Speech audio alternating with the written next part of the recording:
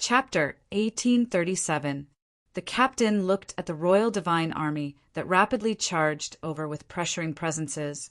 He wondered, looking at the direction the Royal Divine Army is coming from. They're heading for the Perched Phoenix Inn as well. Strange! Why has the Royal Divine Army that rarely mobilizes suddenly come here? Has the Royal Divine Army been alarmed by the fact that Yang Tai's arm was chopped off in the Perched Phoenix Inn? And I clearly heard that a few elders of the Yang family had come here. With the Yang family's pride and strength, how could they tolerate something like this? But in the end, the elders of the Yang family actually left silently. They didn't even bother with the culprit. Looking at it now, the Yang family has probably retreated because they received news that the Royal Divine Army has come, which is why the culprit who chopped off Yang Tai's arm is fine. The captain could not help but nod secretly when he thought up to there. He became more and more convinced that his hypothesis was correct. The true reason why the Yang family had retreated was extremely likely because they knew the Royal Divine Army would personally come to capture the culprit, which was why they had given the Royal Divine Army some face. Although the Yang family was a peak clan in the divine kingdom of Pingtian, they were nowhere close to being able to do as they pleased. Although basically no clan in the divine kingdom of Pingtian dared to stand up to the Yang family, the Royal Divine Army was an exception. Ignoring the fact that the true backer of the Royal Divine Army was the Divine King, just the strength of the Royal Divine Army itself was no weaker than the Yang family. Moreover, the Royal Divine Army had a commander who was also a late over god. If there was anyone in the divine kingdom of Pingtian who could stand up to the Yang family aside from the imperial family, it would definitely be the Royal Divine Army. However, with another thought, the captain shook his head. That can't be right. The Royal Divine Army has nothing to do with the Yang family.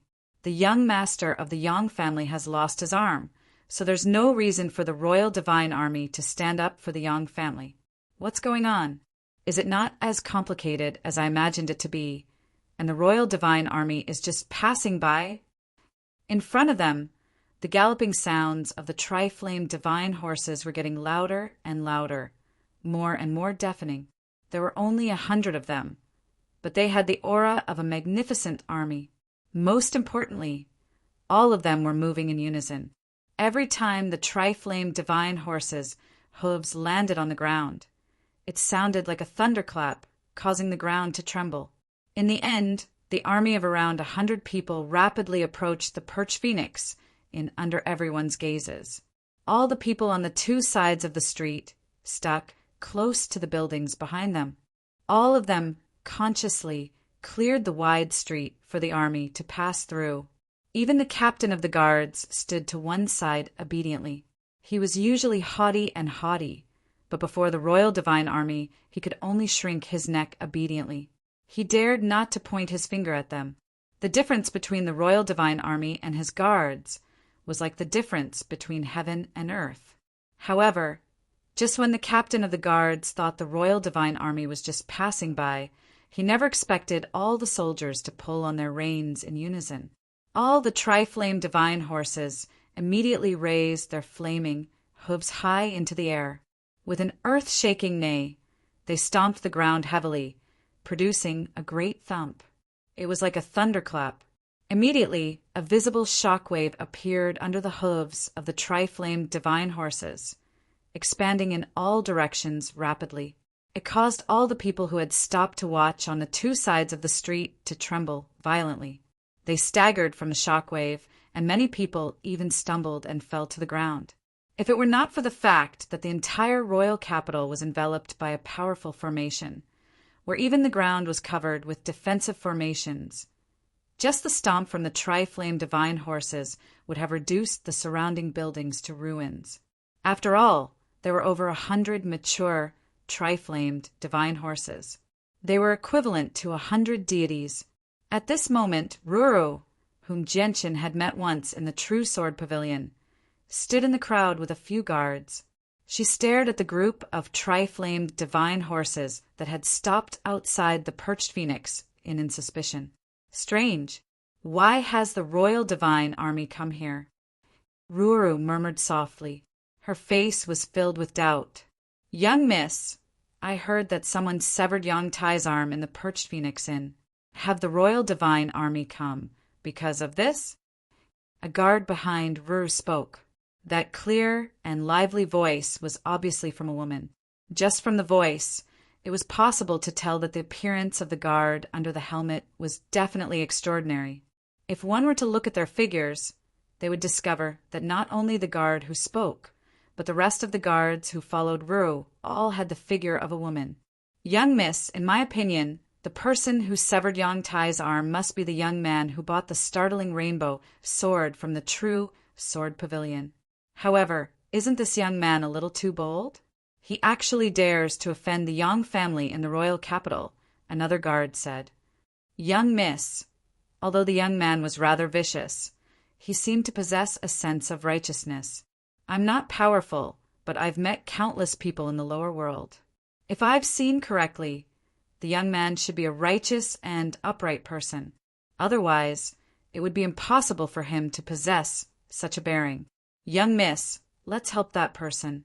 After all, Yang Tai was the cause of all of this," a guard said with some pleading in his voice. Ruru did not reply. She looked at the Perched Phoenix Inn and remained silent. The person in dark red armor at the very front dismounted from his horse and said to the people behind him, "Qianhu Lu, Qianhu Chou, come with me. Everyone else, wait for orders." "Yes, sir," all the soldiers replied. Nearby, the captain's eyes immediately widened when he heard the familiar voice of the leading member of the Royal Divine Army. Disbelief filled his face as he thought, "Isn't that the voice of 10,000-man Commander Peng? How is this possible? 10,000-man Commander Peng has actually come personally, and there are 2 captain commanders with him? But why has 10,000-man Commander Peng come here with 2 captain commanders?" Although he was very puzzled and shocked, the guard captain didn't dare to be negligent. He immediately ran forward and arrived in front of 10,000 Lord Peng, who was completely covered in a set of crimson armor. Only his eyes were exposed. He flattered 10,000 Lord Peng with a flattering smile on his face. His posture was very humble and very polite. He understood extremely well that, although he was a captain of the Royal Guards, he was nothing before a 10,000-man commander of the Royal Divine Army. Not to mention, this 10,000-man commander was 10,000-man Commander Peng. However, 10,000-man Commander Peng completely ignored the captain. He glanced at him coldly before entering the Perched Phoenix Inn with the 2 captain commanders. The captain of the guards did not become angered at all. He smiled awkwardly as he glanced at the Royal Divine Army waiting outside with envy and yearning in his eyes.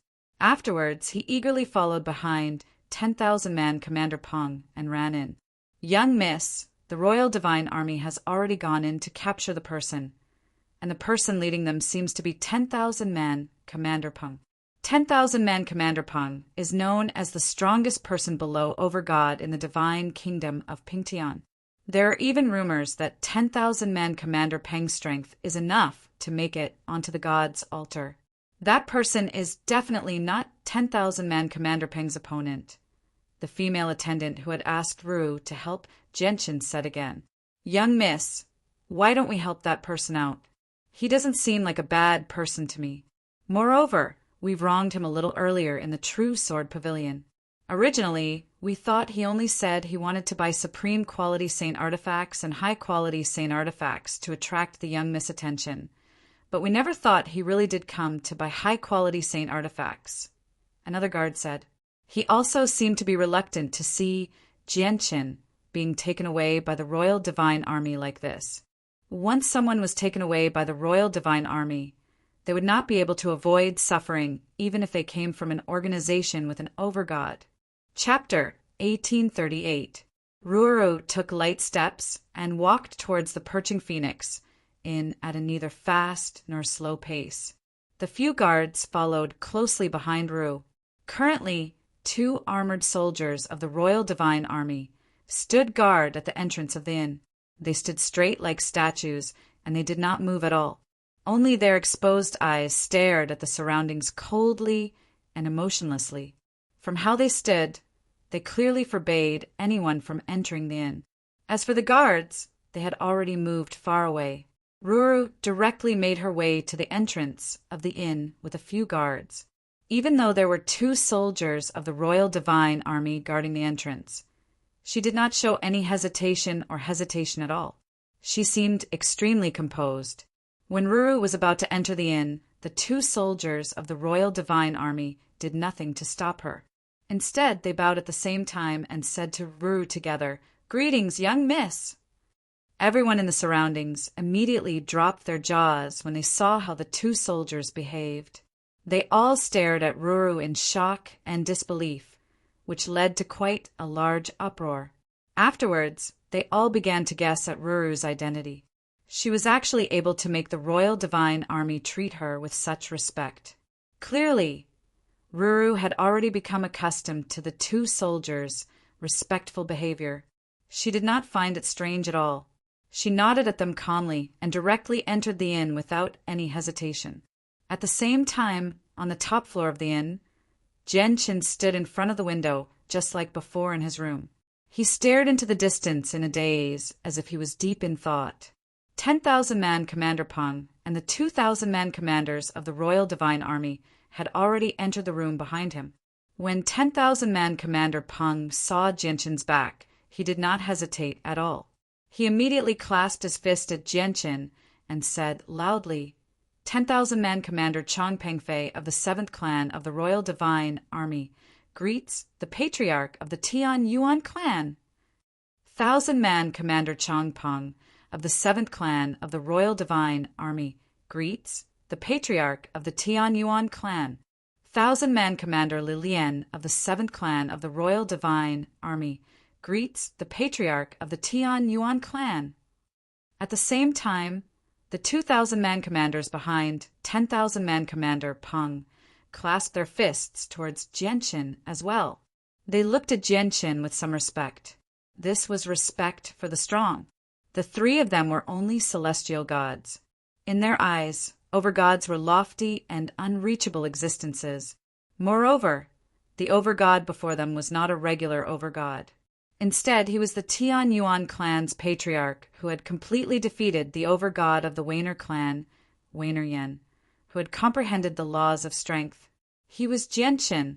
Genshin looked at the 3,000-man army behind him and asked Shendoza's right, "Are you sure that I'm the patriarch of the Tian Yuan clan? What if he got the wrong person? Wouldn't that be a huge joke? Commander Xian sent us. Before we came, the commander showed us a portrait of the patriarch, so we naturally recognized the patriarch," said 10,000-man Commander Peng and Pengfei. Genshin nodded slightly. Just when he was about to say something, the door suddenly opened again.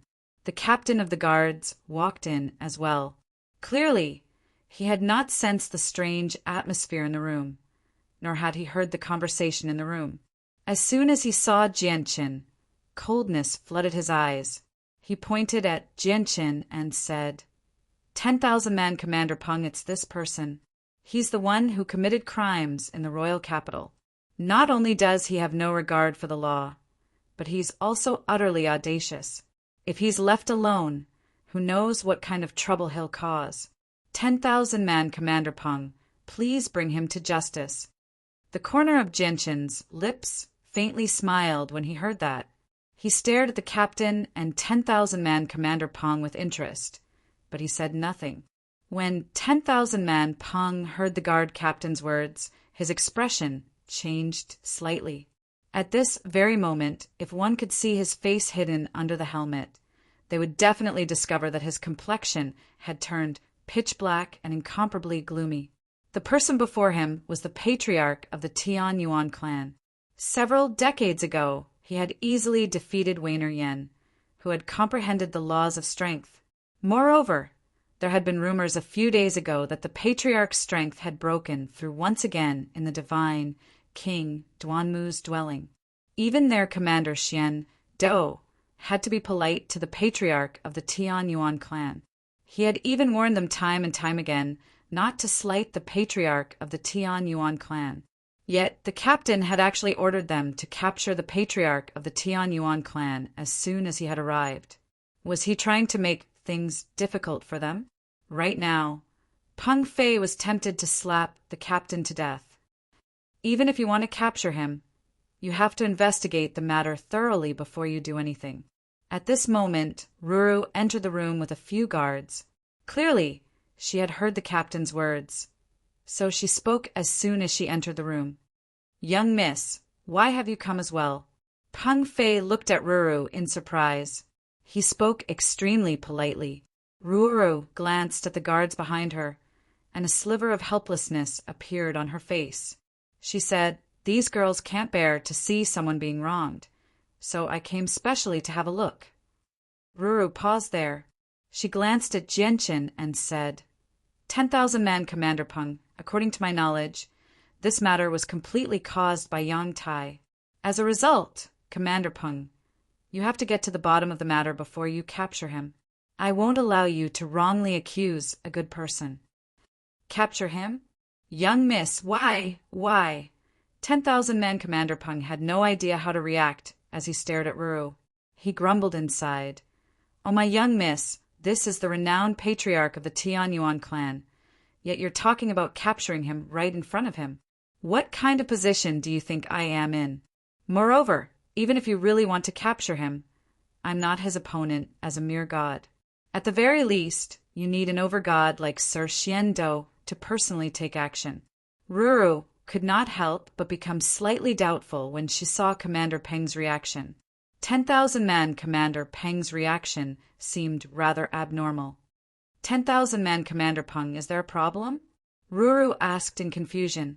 The guard captain also looked at 10,000-man Commander Peng. He also sensed that something wasn't quite right. Jianchen's interest was piqued when he saw the dramatic changes in the room. He smiled as he looked at the people in the room. Suddenly, Commander Peng clasped his fist at Jianchen and said apologetically, "Patriarch, this is the young miss of our general's estate, Xianru. The young miss does not know the patriarch's identity, so if she has offended you in any way, I hope the patriarch can forgive her." When the captain of the guards saw 10,000-man Peng's actions, he was stunned. His face was filled with disbelief.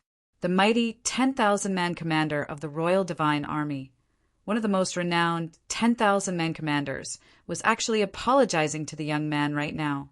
Moreover, he was apologizing because the young miss of the general's estate had said something inappropriate. Just what kind of status did the young miss of the general's estate possess?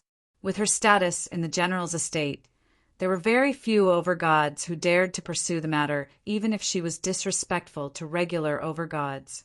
Yet, at this moment, Commander Peng was actually apologizing to this young man, just because Xian Ruru's words were a little inappropriate.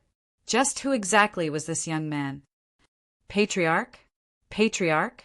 Just which patriarch possesses such great authority in our divine kingdom of Pingtian? No, there isn't. Let alone our divine kingdom of Pingtian. Even the surrounding divine kingdoms do not have a patriarch with such authority. This is because the patriarchs of the over-god organizations are all gods, and there are even some who are deities. However, even before the patriarch of the Yang family, one of the most powerful clans in the divine kingdom of Pingtian, Commander Peng would speak with a straight back. He would not show any fear at all, let alone speaking so meekly. Unless he's from the Dong and province. Impossible.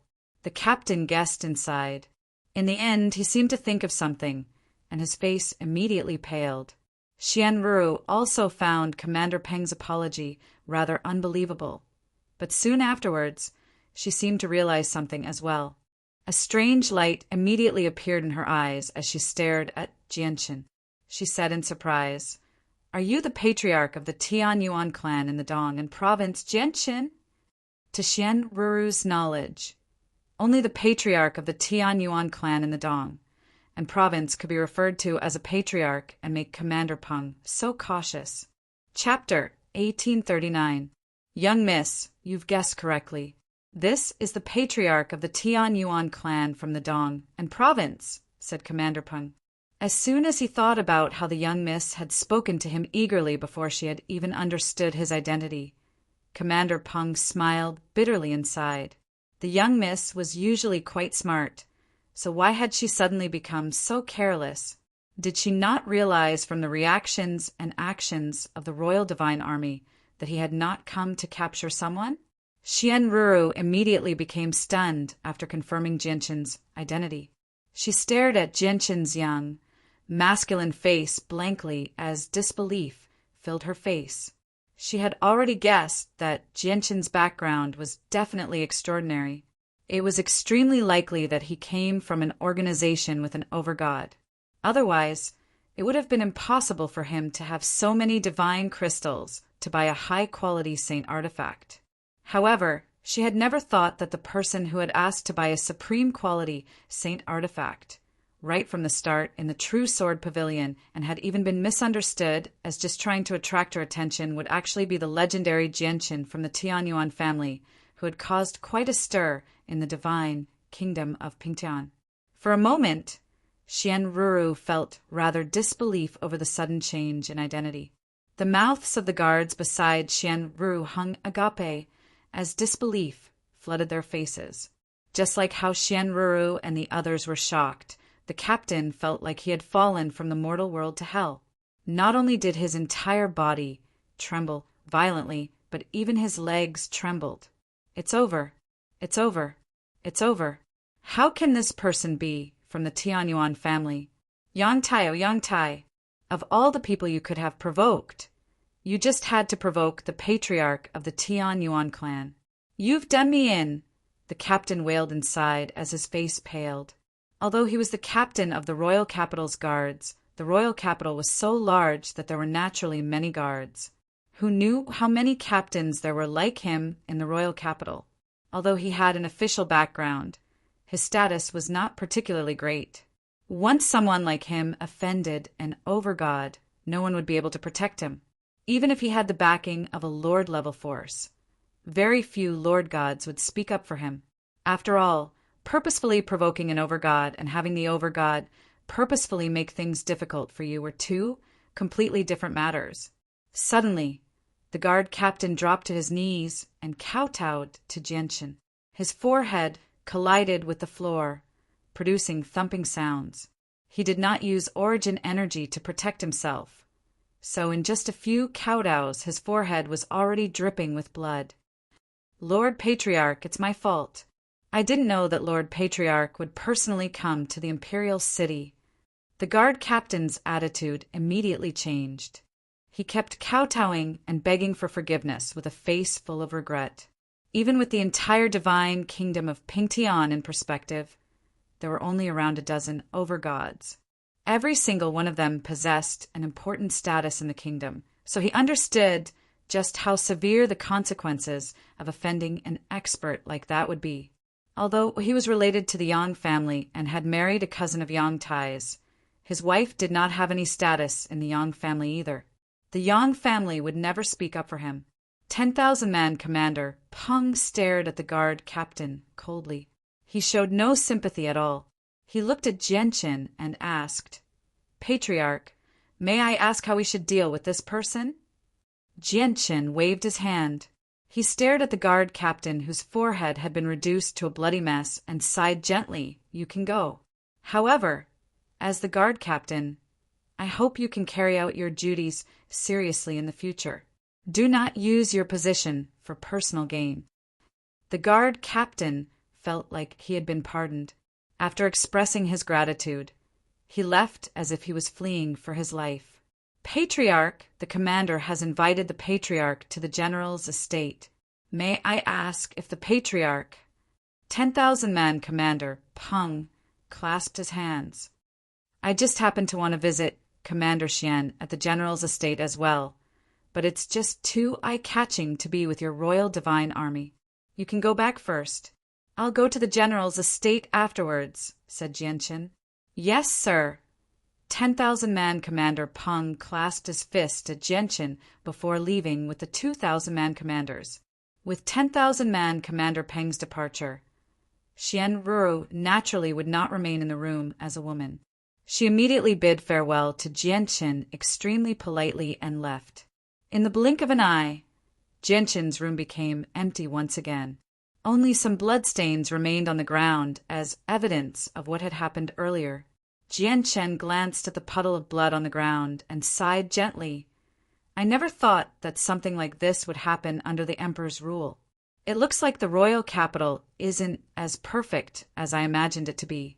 The rules of the royal capital can restrict regular cultivators, but they can't restrict the people from large clans and organizations. With that, Jianqin leapt out of the window as well.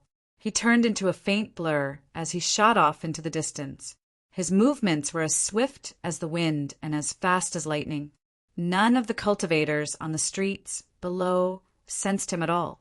There were a total of 5 generals' estates in the royal capital of the divine kingdom of Pingyan. They were located in the north, south, east, west, and center of the royal capital. The 4 generals' estates were the generals who guarded the borders of the divine kingdom. They spent most of their time there and rarely returned to the royal capital. The central general's estate was the residence of the commander of the Royal Divine Army, Xiando. Not only was Xiando a late overgod, but he was also the commander of the Royal Divine Army. He controlled the most powerful army in the divine kingdom of Pingtian. In terms of status, he definitely stood above everyone else in the divine kingdom. However, Xiando always kept a low profile and rarely showed off. As a result, his reputation in the divine kingdom paled in comparison to the Yang family. After leaving the inn, Jianqin directly made his way to the general's estate. Even though the royal capital was extremely large, he only used a short while to arrive at the entrance with his speed. Ha ha ha, brother Jianqin, you finally come. Looks like my estate is a little too small. I've waited for you for several decades, and you've finally come. At this moment, Xiando emerged from the estate in simple clothes and chuckled aloud. I wanted to visit Commander Xian a long time ago, but I've always been in seclusion, so I've only just emerged. Jianqin clasped his hands at Xiando before being invited into the estate warmly by Xiando. Jianqin and Xiando conversed freely in a guest room of the estate. They talked about everything from cultivation to what they had learned from cultivation to all sorts of interesting matters in the saint's world. Only after over 20 hours did they show signs of stopping for a breather. Oh, right, Commander Xian. I have something to ask. Jianqin suddenly became serious and said to Xiando, What is it, brother Jianqin? Just tell me. There's no need to talk about asking, Xiando said generously. Chapter 1840. A fist-sized beast lay silently on the crystal coffin. It seemed like an ant, but it had a pair of wings on its back. It shone with red, orange, and red light. It stared at Xiando closely with its intelligent, beady eyes. Its gaze was filled with caution. This little beast is already a god, yet it still hasn't assumed human form. Xiando immediately looked at the 7-colored heaven-devouring beast, as surprise filled his face. The 7-colored heaven-devouring beast completely understood what Xiando was saying. It immediately raised its little head high as it showed great disdain toward Xiando. You little thing, you're actually looking down on me? Xiando could not help but smile. To think that he, the commander of the Royal Divine Army, a late overgod, would actually be looked down on by a little beast that was only a god. This was something that had never happened before. Jianqin looked away from the 7-colored heaven-devouring beast and towards Kea, who lay unconscious in the crystal coffin. He said, Commander Xian, this is a friend of mine. She was once heavily injured and fainted, but I healed her wounds a very long time ago. I even fed her heavenly resources that specialize in healing the soul, but my friend just can't wake up. I wonder if Commander Xian has any methods to help my friend recover? Only then did Xiando look away from the 7-colored, heaven-devouring beast. He stared at Kea, who lay in the crystal coffin with shining eyes. Due to the great difference in strength between him and Kea, there was no need for him to do anything at all. He could clearly observe the situation within Kea's body, which immediately made him frown. After a moment of thought, Xiando said, Jianqin, your friend, is not injured at all. Her life force is abundant as well, so she is not injured at all. As a result, we can conclude that the reason why she fainted is definitely not because of her wounds. Instead, it's because of something else. All right, may I ask how long your friend has been unconscious? Xiando looked at Jianqin. It's been close to 100 years, said Jianqin. 100 years. Xiando's brows furrowed deeply. He crossed his arms and paced around the crystal coffin. Light flashed through his eyes as he stared at the unconscious Kea in deep thought. After a while, he said slowly, he hasn't woken up even after 100 years, and there's nothing wrong with his physical body. Then the problem must be with his soul. I'm guessing that it's probably because there's something wrong with the soul that I can't find. However, I've used heavenly resources to heal the soul as well, but it's a pity that they don't work at all. Jianqin sighed gently. He was filled with helplessness. In his heart, he had long concluded that Kea's problem was definitely with his Yuan spirit. However, since it was an injury to her primordial spirit, as long as her primordial spirit was not completely destroyed, a drop of juice from the amethyst spiritual bamboo would be enough to heal her to this extent. He had ingested the juice from the amethyst spiritual bamboo before, so he understood just how powerful it was. Since a single drop of juice was useless to Kea, it would be useless no matter how much juice he ingested. This was because, in his eyes, Kea was just a holy emperor. She was nowhere near the origin realm, let alone a drop of juice. Just half a drop, or even less, would be enough to bring her back to life. Of course, there was another possibility, which was that a single drop of juice was nowhere near enough to awaken Kea, because a single drop was nowhere near enough. However, Jianqin had never considered this possibility because Kea was only a holy emperor. Injuries to the soul are the most troublesome matters, not to mention that your friend is a little too weak. She hasn't even reached godhood, so she obviously can't endure injuries to her soul. Brother Jianqin, I suggest you look for some heavenly resources or pills of a higher grade that can heal the soul. Although you've given her some heavenly resources that can heal the soul in the past, you should know that there are many types of heavenly resources that can heal wounds to the soul. Perhaps what you have doesn't suit your friend at all, suggested Xiando. He was also helpless when it came to injuries to the soul. Jianqin sighed gently and stowed the crystal coffin away again. He had no other ideas about Kea's current situation. He could only try what Xiando said. Suddenly, Xiando's face changed, and he said, In 3 days, it just happens to be the centennial auction that the Imperial United Merchants Association will be holding. The Imperial United Merchants Association is the greatest merchants association in the divine kingdom of Pingtian. Not only does their business cover the entire divine kingdom, but they've even dabbled in the surrounding divine kingdoms. There are some rare items among the items they've collected. Among the items being auctioned this time, there seems to be a heavenly resource that specializes in healing the soul. Soul-drawing lotus. Brother Jianqin, perhaps you can try it. The soul-drawing lotus. Jianqin murmured as his eyes gradually lit up. However, all heavenly resources that can heal the soul are several dozen times, or even more valuable than other heavenly resources of the same grade, regardless of their grade.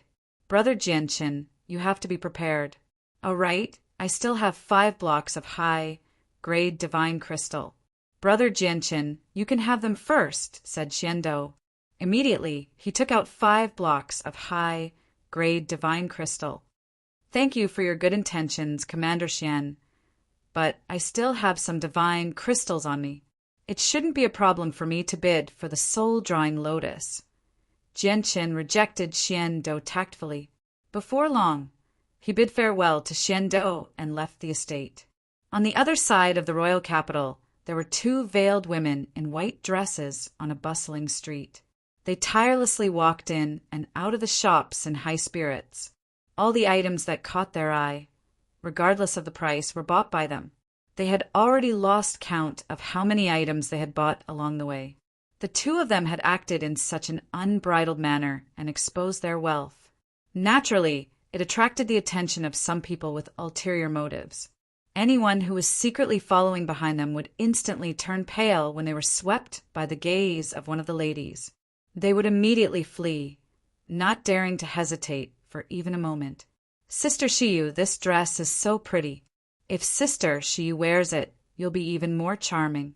You'll definitely be able to enchant Patriarch Jianqin, one of the two veiled women said secretly in a store. Mo Yen, what are you blabbering about, you brat? Hee, Sister Shiyu, look at this dress. Don't you think Patriarch Jianqin will seem even more domineering if he wears it? Yep, I've made up my mind. I'll buy this dress and give it to Patriarch Jianqin. Chapter 1841.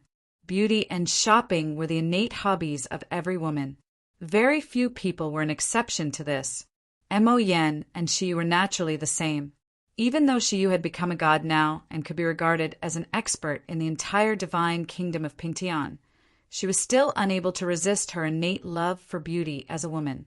Shiyu and Mo Yen had an extremely good time in the royal capital. They went shopping like crazy, sweeping through everything that caught their eye. They spent money like it was nothing. With Shiyu's status and wealth as a god, she was naturally able to bear such expenses easily. Sister Shiyu, the Imperial United Merchants Association, will be holding a centennial auction in the royal capital in 3 days. It'll definitely be very lively. Let's go take a look then, Mo Yen said to Shiyu excitedly and eagerly. Shiyu nodded. There should be quite a few good things appearing in the centennial auction. Let's go take a look then. Hopefully, we'll come across the supreme quality materials that the Patriarch told us to find. The supreme quality materials that Shiyu mentioned were naturally what Jianqin needed to forge the twin swords. When Jianqin left the Tianyuan family, he had listed out all the materials he needed to forge the twin swords. With the assistance of the sword spirits, he had recorded down all the characteristics of the materials and how to make them so that the people of the Tianyuan family could collect them. Unfortunately, all the materials that Jianqin needed were supreme quality. They were just far too rare in a place like the divine kingdom of Pingtian, so he had yet to discover any of them. Apart from the violet scale rock and profound lightning rock he had found in the divine king's space ring, the Tianyuan family had never been able to find anything. The Yang family was located in a huge estate near the center of the royal capital. With the estate as the center, the area within a radius of 5 kilometers was a forbidden zone that no one but the members of the Yang family could enter. At this moment, the atmosphere in the majestic discussion hall within the huge manor of the Yang family was particularly oppressive. Not only was the patriarch of the Yang family present, but he sat on the throne that represented the patriarch expressionlessly. There were over 20 men and women of various ages below him. They were all gods, and all of them were stern. The young master of the Yang family, Yang Tai, stood in the center of the discussion hall. His clothes had already been dyed red with blood. One of his arms had already disappeared. Intense pain came from where his arm had been severed, causing the muscles on his face to constantly twist. Father, this is what happened. That person has gone too far, provoking our Yang family time and time again. To think that our Yang family is one of the top clans. When have we ever been looked down upon like this? Yang Tai recounted the entire incident with great embellishment. In his heart, he already hated Jianqin to the bone. As soon as Yang Tai finished speaking, an elder to the left of the patriarch said furiously, "Humph, what a bunch of nonsense." There were 4 elders present, yet that person was still able to kill a god so easily. Only an overgod can do something like that. Just what kind of status do overgods possess?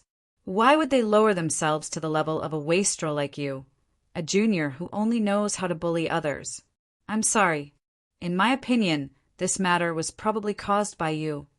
Yang Tai, do you know just how much trouble you've caused?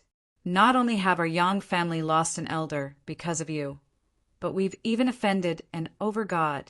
Are overgods people you can offend so easily?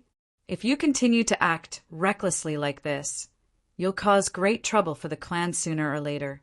The person who dared to publicly criticize Yang Tai before the patriarch and all the elders of the Yang family was a great figure of great status in the Yang family. He was the elder brother of the current patriarch, Yang Lianxin. Back then, he had failed in the competition for the position of patriarch, resulting in the position of patriarch falling into his younger brother's hands. Although he was the grand elder of the Yang family now, the structure of the Yang family was different from other clans and sections. As a result, his authority as the grand elder was nowhere near as great as the patriarch. He still desired the position of patriarch very much, so he naturally would not give up on any opportunity to strike back at his younger brother. Immediately, a few other gods agreed with what Yang Lianxin had said. They stood on the same side as Yang Lianxin. The patriarch's face was ugly. He said gruffly, "Enough. Since it has already happened, there's no point in talking about this anymore."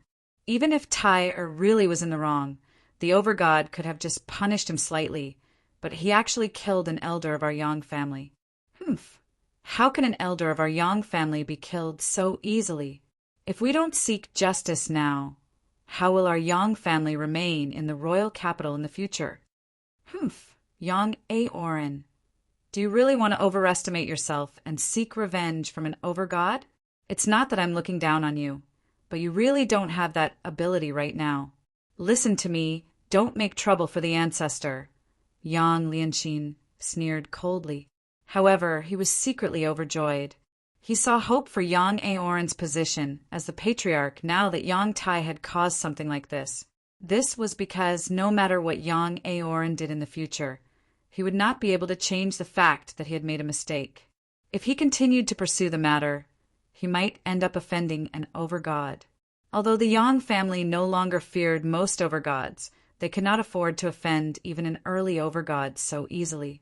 Even if they did offend an overgod, they would have to see whether it was worth it or not. If they did not pursue the matter, the status of the Yang family would definitely plummet. Some people with ulterior motives might even make an issue out of this matter and cause even more negative news for the Yang family. As the patriarch of the Yang family, Yang Aoran was unable to shirk his responsibility. The patriarch of the Yang family, Yang Aoran, naturally guessed what his brother, Yang Lianxin, was thinking.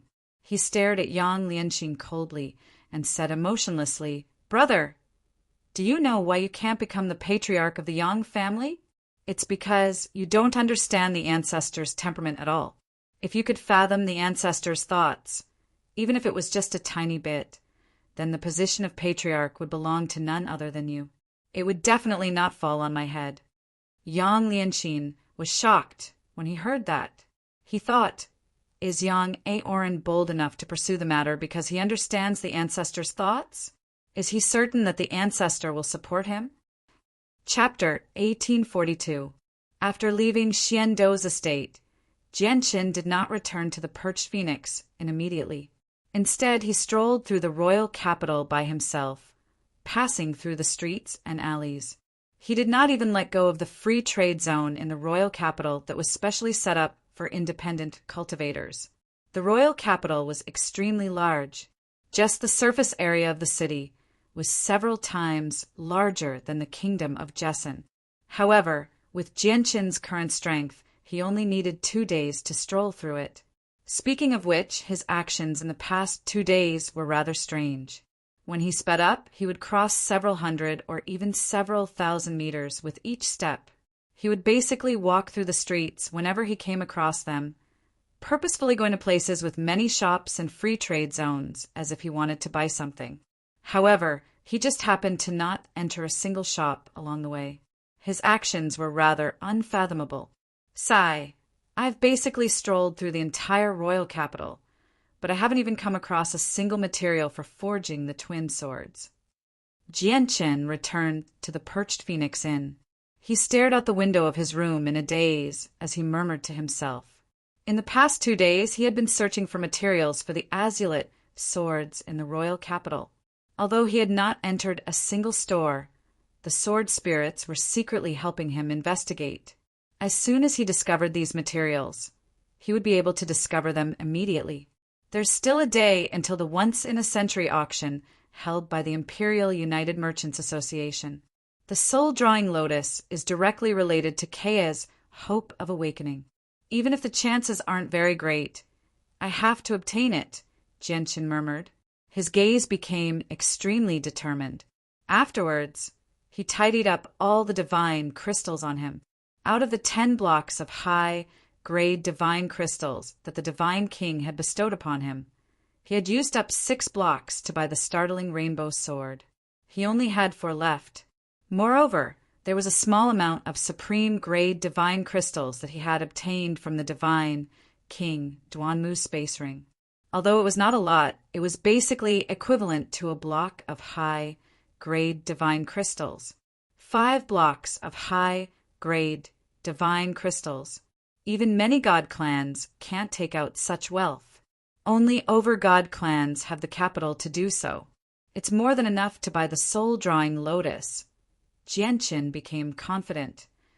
In the blink of an eye, it was already the day of the once-in-a-century auction held by the United Chamber of Commerce. Today in Pingtian, Imperial City. It was particularly lively. Discussions about the once-in-a-century auction could be heard everywhere in the streets and alleys. Many people were excitedly discussing just what kind of precious items would appear in the auction this time, or they would sigh regretfully, hating themselves for not having the ability to participate in the auction this time. The surroundings of the Lien Chamber of Commerce were already packed with people. Many people were holding the Lien Chamber of Commerce's entrance tickets as they lined up at the entrance, following the flow of people as they passed through the tall and imposing entrance walls in an orderly manner and slowly entered the auction venue. On the other side, a red carpet had already been laid out on the ground in the passageway for guests. It was covered in enchanting flower petals as young. Beautiful female attendants stood in rows on both sides with smiles, welcoming the guests who constantly arrived. All the people who could enter the auction venue through the passageway were people of great statuses. Most of them came from over-god clans. It was not just the local organizations of the divine kingdom of Pingtian. Even the large clans and organizations in the surrounding divine kingdoms had come to take part. This was because the United Chamber of Commerce was just too famous. Over the countless years that they had held auctions, there would basically always be precious items that could interest clans with overgods. That's the carriage of the Guhan clan. The people of the Guhan clan have come. Do you see that white carriage with the imprint of an ice flower? It's the people of the Yubing clan of the frigid Snow Province. The people from the general's estate have come as well. That woman seems to be the young miss of the general's estate, Xian Ru. The carriage of the Yang family has come as well. That young man seems to be the young master of the Yang family, Yang Tai. Didn't I hear that his arm was chopped off a few days ago? He's actually completely recovered now. Do you see that banner with the stars embroidered on it? That's a member of the imperial family of the divine kingdom of 9 stars. Aye. As the carriages that were extremely luxurious in the eyes of ordinary people arrived one after another, people from organizations with overgods arrived one after another. The VIP passageway immediately bustled with activity, attracting the gazes of countless people in the surroundings. As a result, it had become the focus of everyone's attention. Wow, Sister Shiyu, there's so many people here. It's just too lively. At this moment, Mo Yen and Shiyu arrived as well. They still wore veils, and they did not travel in luxurious carriages. Instead, they walked over from afar, entering the passageway through the red carpet. Who are these 2 women?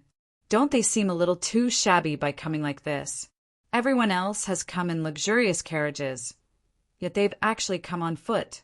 It's more than enough to see that their background is just too weak. They should be from a god clan. They obviously don't have the confidence of an organization with overgods. Many people stared at Mo Yen and Shiyu as they secretly evaluated them. There was no fear or envy in their gazes when they looked at the overgod clans. Mo Yen and Shiyu did not mind at all. They giggled as they made their way into the auction. Afterwards, The guests from various organizations arrived one after another. Most of them were renowned clans with over-gods in the surrounding divine kingdoms. They either rode powerful exotic beasts or used luxurious carriages. They were all quite the ostentatious group. Of course, there were a few clans with gods in the passageway as well. They were naturally much less ostentatious, but all of them did their job very well, showing off their dignity. Very few of them kept as low a profile as Shiyu and Mo Yen. As more and more people entered the auction, fewer and fewer people remained outside the entrance of the Emperor United Merchants Association. Just when the entrance was about to close, the white-robed Jianqin made his way in steadily from afar. He also entered the auction through the passageway, becoming the last person to enter. The auction was extremely spacious, enough to hold several tens of thousands of people. At this moment, Jianqin sat in a viewing box with his eyes closed as he rested. He waited for the auction to officially begin.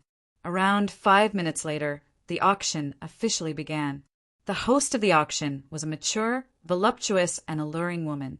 Her cultivation was quite impressive as well. She had already reached the heaven god realm. I am OD, the host of this once-in-a-century auction of the Emperor United Merchants Association. Greetings, brothers. OD smiled faintly as she stood on the stage gracefully.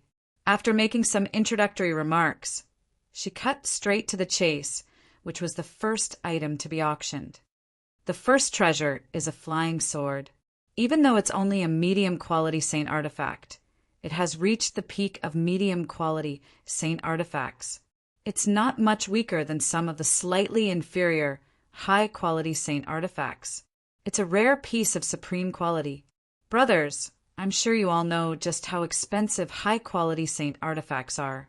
This flying sword has already caught up to a high-quality saint artifact, so there's no need for me to go into detail about its value. Its starting price is 10,000 high-quality divine crystals. D introduced a long, embroidered box to everyone. To no surprise, a sword lay in the box. It flickered with cold light and gave off a threatening glow. Chapter 1843. 15,000 high-grade divine crystals. 20,000 high-grade divine crystals, 30,000 high-grade divine crystals, 100,000 high-grade divine crystals. Many people had developed a deep interest in the flying sword, and there were even quite a few people whose eyes burned with intense desire. They were determined to obtain it, causing the price to break through the barrier of 100,000 high-grade divine crystals very quickly. Medium-quality saint artifacts were divided into different grades as well. Although the flying snow sword he had seen in the Dong and province was far, far cheaper than the flying sword before him, the flying snow sword he had seen in the Dong and province was extremely rare. However, the flying snow sword was only relatively ordinary among medium-grade saint artifacts. As a matter of fact, it was nowhere close to being one of the best among medium-grade saint artifacts. However, even though the flying sword that had appeared in the auction was also a medium-quality saint artifact, it was one of the best among medium-quality saint artifacts. As a matter of fact, it was not much weaker than some of the lower high-quality saint artifacts.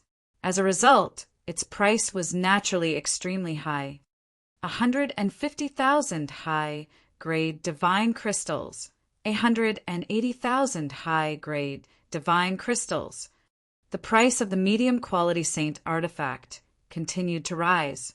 There were many people competing for it, but the price had already exceeded the limit of what many gods could afford. As a result, they could only give up. Only a few people from over-god organizations in the VIP boxes continued to compete for it. After a fierce struggle, the flying sword that was only slightly inferior to a high-grade saint artifact was purchased by an over-god organization from the divine kingdom of Kaiyuan. The auction items were presented one by one. Not only were there various saint artifacts, but there were also some extremely precious heavenly resources, truth-tier battle skills, cultivation methods, insights, and so on. There were even a few formation discs and banners that possessed extraordinary power. Precious pills that were rarely seen were naturally essential in such a grand auction. There were even 3 soul recovery pills, which tempted Jianqin greatly. He was tempted to buy all 3 pills immediately. This was because soul recovery pills could save his life in crucial moments. If he had enough soul recovery pills, he would not have to worry about exhausting all the power of his soul when he used the profound sword qi twice in a row. Unfortunately, the soul recovery pills were just too expensive. Basically, every single one of them had reached a price of over 200,000, so Jianqin could only forcefully suppress his urge. He still had a few soul recovery pills on him. He had obtained them from the divine King Duanmu's space ring, so he was not in a rush for them right now. He still needed to buy the soul-drawing lotus with the limited amount of divine crystals he had. The next item to be auctioned is something that I'm sure many of you will be interested in. The auctioneer, OD, stood on the stage with a smile on her face. In her hands, however, was a brocade box that was covered in formations. She was extremely cautious. From the beginning of the auction until now, this was the first time OD revealed such a serious expression. This made everyone realize that the brocade box in her hand contained something extraordinary.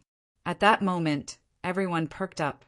Light flickered in their eyes as they stared at the box in Odie's hand.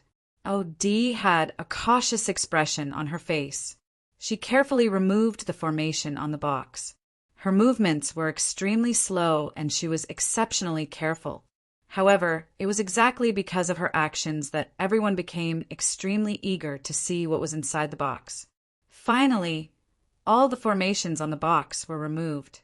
O.D. carefully removed the lid of the box with her slender fingers. At that moment, a presence of destruction filled with the feeling of death radiated out, filling the entire auction ground. It caused all the gods gathered there to change in expression. Shock filled their faces. A sliver of surprise also appeared on Jian Chen's face. He opened his eyes and looked at the box. There was a small, crystalline sword that was around the length of a hand in the box. The aura of destruction that made all the gods present feel was filled with death came from the small sword. After O.D. showed the items in the brocade box to everyone, she immediately closed the lid of the brocade box, isolating the sword from the aura that was extremely terrifying to all gods.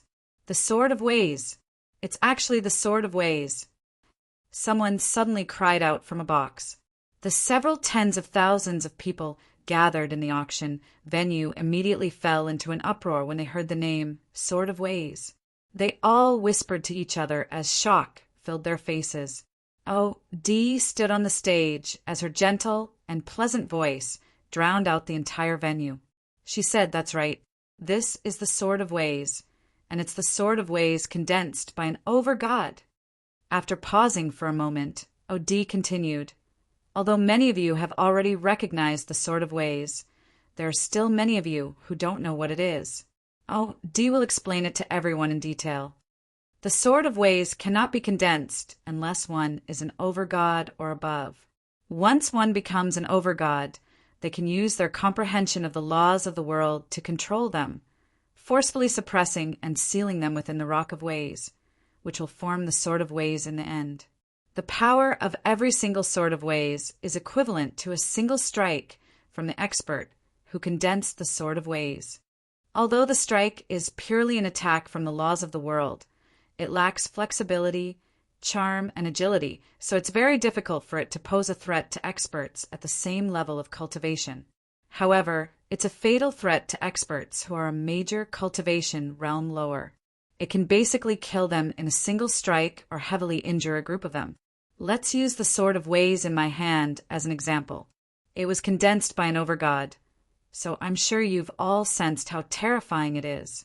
Let me ask you, if someone uses it against you, how confident are you in surviving?" Many people paled slightly when they heard O.D.'s explanation. They were extremely stern. Earlier, all of them had clearly sensed the presence of destruction within the Sword of Ways. Before the presence, they all felt their souls tremble. A sliver of pity appeared on O.D.'s face. She continued, "It's a pity that although overgods can condense swords of ways after a few days, the rock of ways that can bear the laws of the world is extremely difficult to find. As a result, the sword of ways is extremely rare in our region." Oh, Dee suddenly became serious. She raised the embroidered box high into the air and said, "The auction for the sword of ways will officially begin now. If you need a clan treasure, if you need something to protect your life, if you have an enemy who is a god, you can't miss out on this. The starting price will be 500,000 high-grade divine crystals. P.S. That's all for today's update. I will work harder tomorrow. I hope it will surpass today's update." Chapter 1844. For a moment, the auction hall fell silent. After O.D. announced the starting price of the Sword of Ways, no one actually made a bid. Everyone stared at the box in O.D.'s hand. No one was an exception. Even the people from organizations with overgods were the same. The light in their eyes flickered as they thought to themselves. O.D. stood quietly on the stage. She was not surprised by this scene at all. Instead, a sliver of confidence appeared on her beautiful face. This was the calm before the storm. The appearance of the Sword of Ways would definitely push the auction to a whole new peak. This was because the value of the Sword of Ways would far exceed any item that had been auctioned before. Since no one has made a bid, I'll make the first bid. 600,000 high-grade divine crystals. Everyone, if you want to buy the Sword of Ways, you can't remain silent like this. Don't wait until I count down and buy the Sword of Ways for 600,000 high-grade divine crystals. The strange silence did not last for very long before it was interrupted by a middle-aged man's voice. He seemed to be smiling, and he came from a VIP box. "Brother, you must be joking. It's a Sword of Ways after all. It's nothing to overgods, but to us, possessing a Sword of Ways is extremely significant. If you want to buy the Sword of Ways for just 600,000 high-grade divine crystals, you'll be insulting the value of the Sword of Ways far too much. You'll be insulting the overgod who created the Sword of Ways as well." As soon as that person finished speaking, another voice came from the VIP room. It was a feminine voice with a hint of disdain. Afterwards, the feminine voice paused before making a bid coldly. "The Jean clan of the Divine Kingdom of Scarlet Clouds bids 1,000,000 high-grade divine crystals." It's the Jean clan. I never thought that the person in the box would actually be from the Jean clan. Not only is the Jean clan an overgod clan in the Divine Kingdom of Scarlet Clouds, but it's also an extremely large organization. Their status in the Divine Kingdom of Scarlet Clouds is equivalent to the Yang family in the Divine Kingdom of Pinging. Is it the only clan in the Divine Kingdom of Scarlet Clouds that possesses 2 overgods? When the name of the Jean clan spread out, the auction hall was instantly filled with heated discussions. Many people had a look of surprise in their eyes when they talked about the Jean clan. A clan with 2 overgods was very rare in the nearby Divine Kingdoms. Even if all the surrounding Divine Kingdoms were included, it would be difficult to find a clan with 2 overgods except for the Jean clan in the Divine Kingdom of Crimson Clouds. The Jean clan's reputation was not small. However, fame was one thing. 90% of the people seated in the viewing box this time came from clans with overgods. Naturally, they would not show any respect to the Jean clan from the Divine Kingdom of Scarlet Clouds when they competed for treasures. 1,200,000 high-grade divine crystals, 1,300,000 high-grade divine crystals. The competition for the Sword of Ways was extremely intense. Basically, most of the clans with overgods gathered here took part in the competition for the Sword of Ways. This was because the Sword of Ways could basically kill gods instantly. Even late gods would struggle to survive, so the overgod clans would naturally value a treasure like that. The price of the Sword of Ways soared rapidly, breaking through 2,000,000 high-grade divine crystals very soon. A few overgods had already given up on the Sword of Ways, but there were still a few clans that refused to back down. They constantly increased the price. There were even people who began to announce the name of their clan, hoping to use the prestige of their clan to deter their competitors. Unfortunately, the clans with overgods from different divine kingdoms did not fear each other at all. In the end, the Sword of Ways was purchased by an overgod organization from the divine kingdom of 9 stars for 4 million. Even Jianchen was amazed by the price. He had learnt quite a lot about the Sword of Ways from the commander of the Royal Divine Army, Xiando. To overgods, creating a Sword of Ways was not too difficult. It would just take some time. The true obstacle was the difficulty of finding a Stone of Ways that could bear the power of the laws of the world. If he possessed a Stone of Ways, would he not be able to earn several million high-grade divine crystals easily? Afterwards, a few more items were sold. Every single one of them was extraordinary. Even to clans with overgods, they were rare treasures. The final price was shockingly high, with the cheapest being several 100,000 high-grade divine crystals. After all, the Emperor United Merchants Association had gathered these items from all directions and had spent 100 years accumulating them. Anything that could be auctioned would naturally be valuable. Fellow cultivators, the next item to be auctioned is an extremely valuable item as well. However, due to how special this item is, it cannot be exposed to the outside world for long periods of time. It needs to be carefully sealed at all times so that its greatest value can be preserved. Fellow cultivators, please take a good look at it. D held a wooden box that was a foot long. The box was also sealed up by layers of formations. As she spoke, the formations on the box gradually unraveled. Immediately, a wondrous fragrance permeated from the wooden box. The wondrous fragrance caused the souls of everyone to tremble. At this moment, everyone felt their souls tremble uncontrollably. A feeling of pleasure or intoxication appeared from the depths of their heads. Gentian's eyes snapped open at this moment. They shone with a strange light as he stared at the wooden box in Odie's hands. The wooden box was opened, and a lotus lay inside quietly. The lotus was only the size of a fist. It was pitch black, and its 9 unfurled petals trembled gently. Every petal was covered in wondrous patterns, as if they were interwoven with the laws of the world. They possessed a mysterious power. After just a few seconds, O.D. closed the lid of the wooden box and activated the formations on it once again, completely hiding the presence of the soul-drawing lotus. She smiled faintly. This is the soul-drawing lotus. It's extremely rare. It's a supreme quality panacea for treating wounds to the soul. At the same time, it can condense and strengthen the soul. I believe everyone here knows the value of the soul-drawing lotus, so I won't say too much. The starting price is 500,000 high-grade divine crystals. The soul-drawing lotus. It really is the soul-drawing lotus. There's hope for the Grand Elder now. A middle-aged man with sharp eyebrows stared at the wooden box in Odie's hands in excitement as he spoke with a trembling voice. This soul-drawing lotus is connected to the Grand Elder's life. As a result, we have to get it this time, no matter what. Beside the middle-aged man stood 3 other men of similar age. One of them said coldly as determination filled his eyes. He was determined to obtain it. Chapter 1845. It's a pity that the Grand Elder is still a late god after all. His soul was heavily injured several decades ago, and his vitality was damaged as well. Even if he uses the soul-drawing lotus to heal his soul, he probably won't be able to become an over-god for the rest of his life.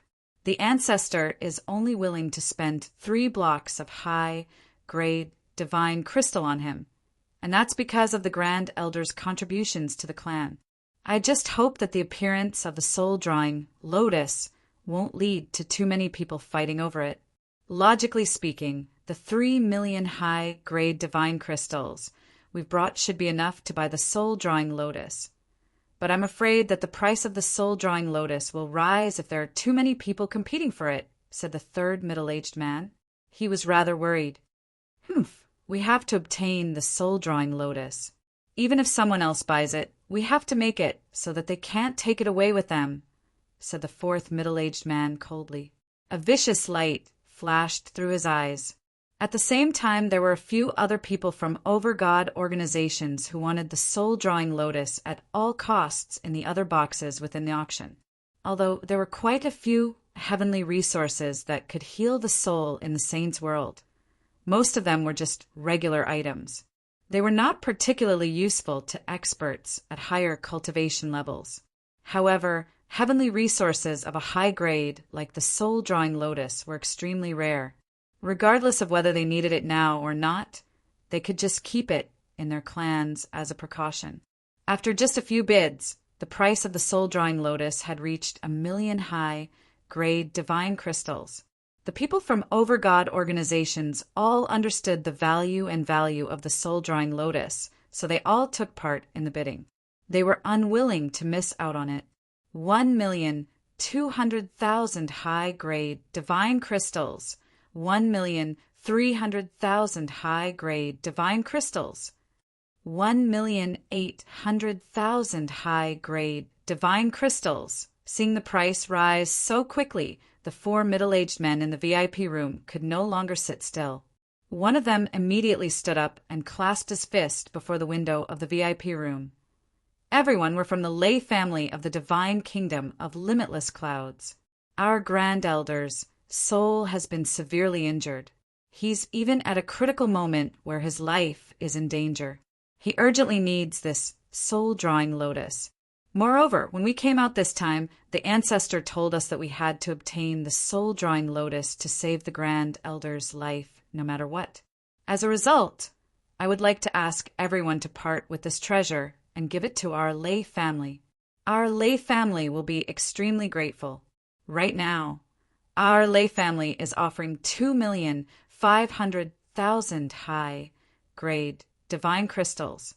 I believe that this price is not enough to disgrace the value of the soul-drawing lotus. The lay family of the divine kingdom of limitless clouds is an extremely impressive clan. It's said that a divine king appeared in the lay family 100,000 years ago, but he vanished mysteriously afterwards. I never thought that the Lightning Brothers would actually come personally. The four of them are the four heavenly kings of the lay family. They're extremely powerful, and it's said that the four of them have grasped a combination technique. When they work together, they can even surpass the Great Barrier and rival over gods. They're extremely powerful. With the Lightning Brothers' words, the bidding for the soul-drawing lotus immediately stopped. The price remained stuck at the 2,500,000 high-grade divine crystals that the Lightning Brothers had offered. No one made a bid for it for quite some time. The people gathered here all came from different divine kingdoms in the surroundings. They were organizations with overgods, so they did not fear each other very much. However, that was only when the difference in strength was not too great. However, the lay family of the divine kingdom of limitless clouds was an exception. It was an extremely powerful and monstrous clan. Even with the barrier between them, very few people dared to offend the lay family. Even the Yang family, a peak clan in the divine kingdom of Pingtian, feared the lay family very much. The lay family of the divine kingdom of limitless clouds? Jianqin murmured softly as he sat in the VIP box. He could not help but think back to the information he had learnt about the lay family from Xiandou. Even Xiandou feared the lay family slightly. This was because the rumor that a divine king had appeared in the lay family 100,000 years ago had basically been proven to be true. However, for some reason, the divine king had mysteriously vanished. There was no news of him even now. Moreover, ignoring the missing divine king of the lay family, just the lay family itself was extremely powerful and terrifying. It was rumored that the lay family originated from an extremely mysterious, ancient royal clan.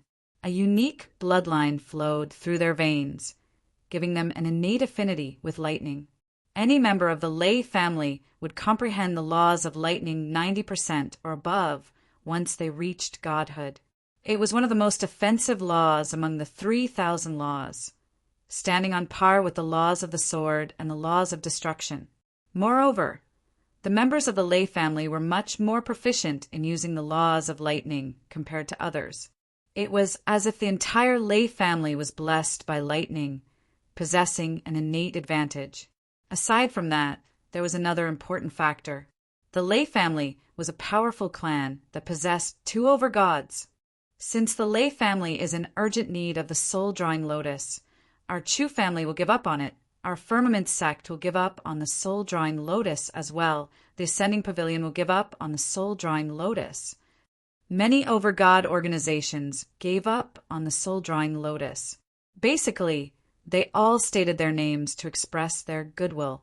They did not dare to provoke the Lei family. The Lightning Brothers gradually smiled as they let out a huge sigh of relief. However, their smiles only lasted for a short while before they were stopped by a calm voice. "I'll pay 3 million high-grade divine crystals. I also need the soul-drawing lotus very much." Jianqin finally made a bid as he sat in his box. He had to obtain the soul-drawing lotus, as it was his hope of awakening Kea. Everyone fell silent. They all looked towards Jianqin's box. Unfortunately, the windows of the box were tightly shut, and there was a formation that blocked out the senses of the soul. Unless the person inside was willing, the senses of the soul would not be able to penetrate the box at all. Shiyu and Mo Yan sat leisurely in their box as well. They watched the intense competition in the auction with interest.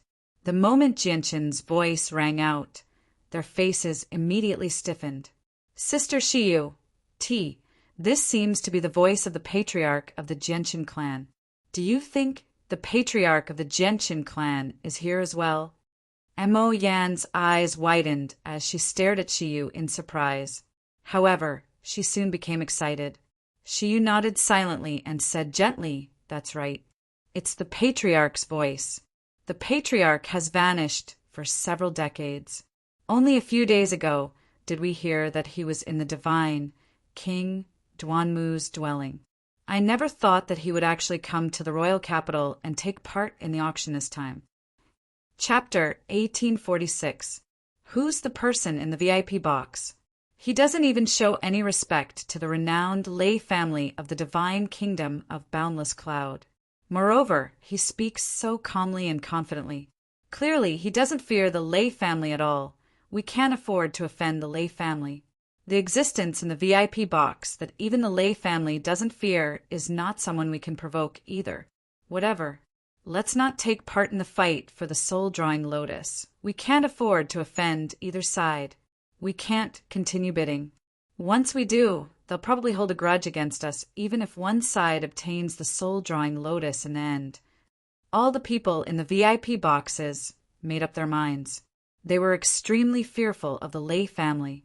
As long as one had the Lei clan's bloodline and above, after entering the deity realm, they would comprehend the law of lightning, one of the 3,000 great Daos with the strongest defensive power.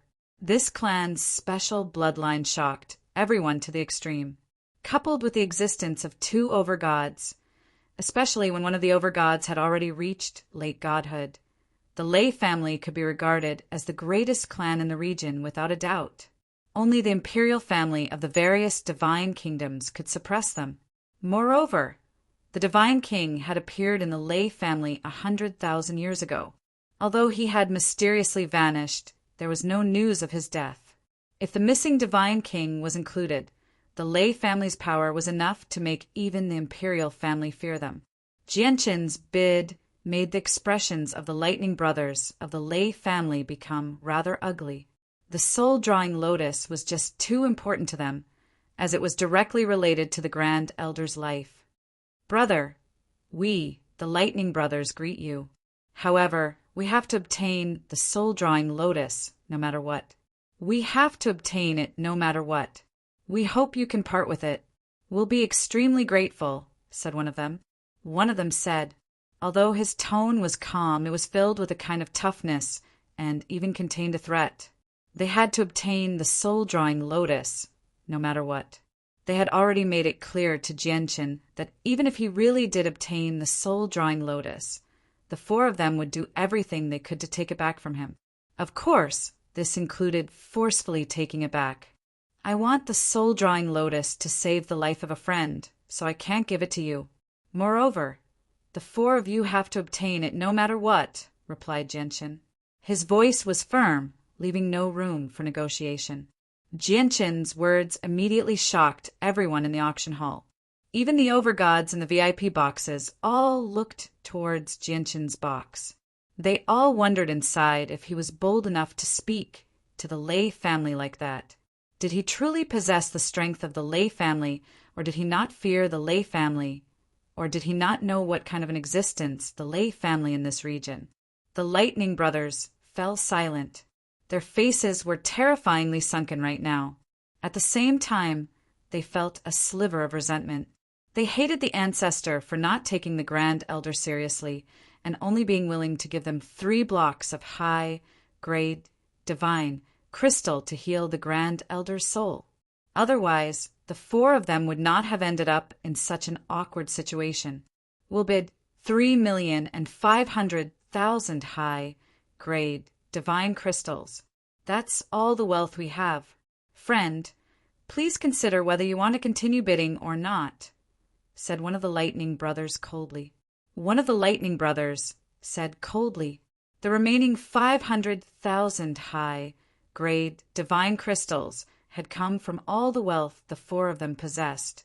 3,600,000 high-grade divine crystals. Jianqin bid without any hesitation. At the same time, he let out a sigh of relief inside. He only had 5 blocks of high-grade divine crystals on him right now, so he really was rather worried that the price the Lightning Brothers would bid would exceed what he could afford. After all, the Lei family was a glorious clan that had made a name for itself a long time ago. The wealth they had accumulated over all these years was incomparable to a Tianyuan family that had just started out. 3,600,000 high-grade divine crystals going once. The host of the auction smiled from the stage. 3,600,000 high-grade divine crystals going twice. 3,600,000 high-grade divine crystals going thrice. I now announce that the soul-drawing lotus belongs to the esteemed guest in VIP Box 98. The soul-drawing lotus successfully landed in Jianqin's hands. The Lightning Brothers did not say anything else. However, everyone in the auction knew that the Lightning Brothers would not just let the matter rest. Jianqin's emotions fluctuated as he held the soul-drawing lotus. He was rather excited and eager. Kea had been unconscious for far too long, so there was nothing he could do. Now, there was finally a sliver of hope. However, Jianqin did not leave just like that. He remained in the auction to see if anything else that could help them would appear. Afterwards, Jianqin bid a few more times. He bought some things for his friends who had come to the Saints' world with him from the Tianyuan continent. He only stopped when he spent all of his remaining divine crystals. I've spent all 5 blocks of high-grade divine crystals. The ancestor of the Mo family from the divine kingdom of Qingyang still owes me something. Looks like I need to find some time to pay him a visit. Helplessness filled Jianqin's face as he looked at the few pieces of high-grade divine crystals in his space ring. Now he had returned to his days of poverty. He probably could not even afford to stay in the heaven-grade guest room in Phoenix's Perch. He was a mighty overgod, yet he was actually so poor. Probably no one would believe him if he told them about it. Next up is a supreme grade material for forging artifacts, scarlet gold Oregon. Oh, Dee took out another item. It was a special piece of metal around the size of a human head. It flickered with a strange light and possessed a sliver of the laws of metal. Jianqin originally did not care about this so-called material because there were already several materials that had appeared in the auction. Unfortunately, he could not use any of them. However, when he glanced at the scarlet gold, or out of habit, his eyes suddenly narrowed. Master, this is condensed gold Oregon. It's one of the materials for forging the twin swords. It was also at this moment that the voices of the sword spirits rang out. Scarlet gold was also condensed gold Oregon. It was just that the same material had different names in the saint's world and the immortal's world. Jian Qin immediately frowned as bitterness filled his face. Why did the condensed gold meteorite not appear earlier or later? It just had to appear after he had used up all his divine crystals. Was it not purposefully making things difficult for him?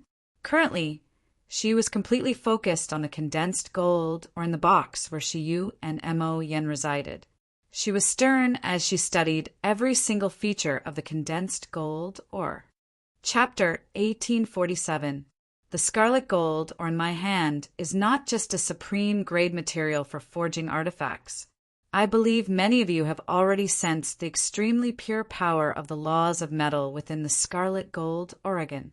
If anyone who has comprehended the laws of metal uses this, or to cultivate and comprehend the laws of metal, they will be able to achieve twice the results with half the effort.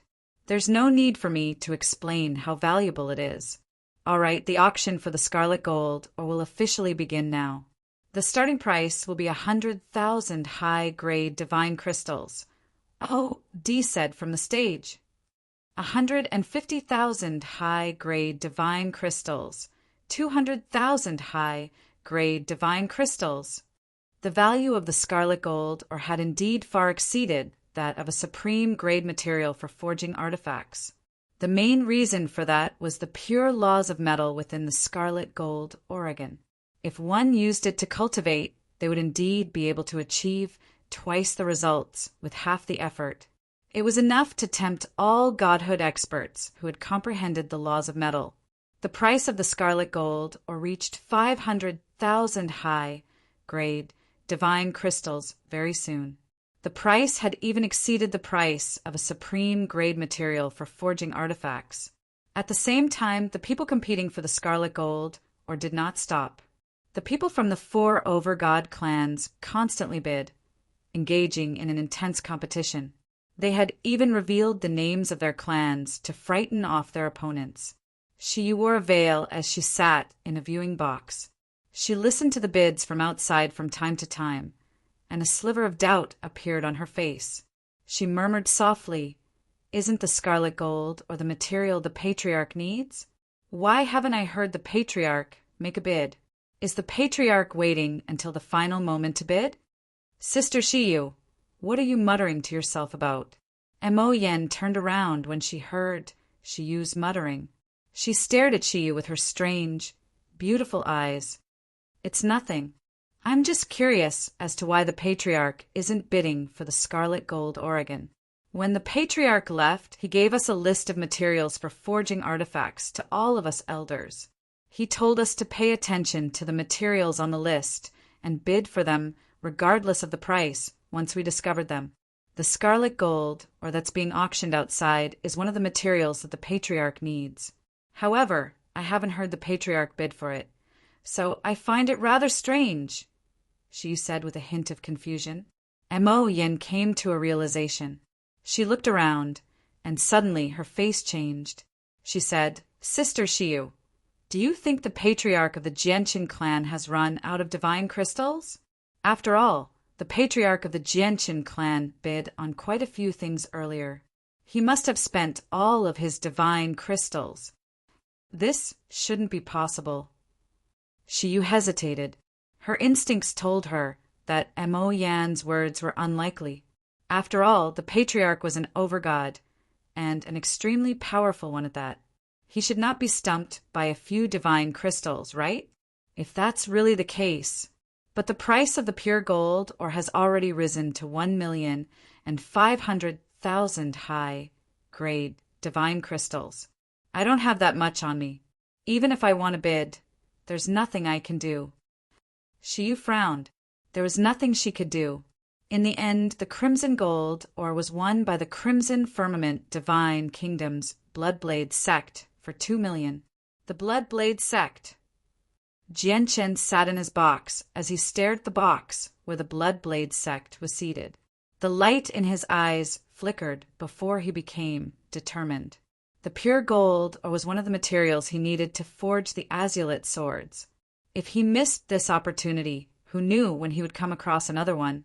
As a result, he would never give up on the pure gold ore again. Once the people of the Bloodblade sect leave the auction house, I'll go find them and use other items to exchange for it. Genshin made up his mind and began to secretly pay attention to the people of the Bloodblade sect. The next item is also an artifact forging material. It's called pyrogold. When the next item was taken out, Genshin was stunned once again. He let out a long sigh as he felt extremely conflicted. This was because pyrogold was also a material for forging the azulite swords. Genshin felt extremely conflicted when he saw two supreme-grade materials that could be used to forge the azulite swords that were usually extremely difficult to find. They just happened to be on display after he had spent all his divine crystals.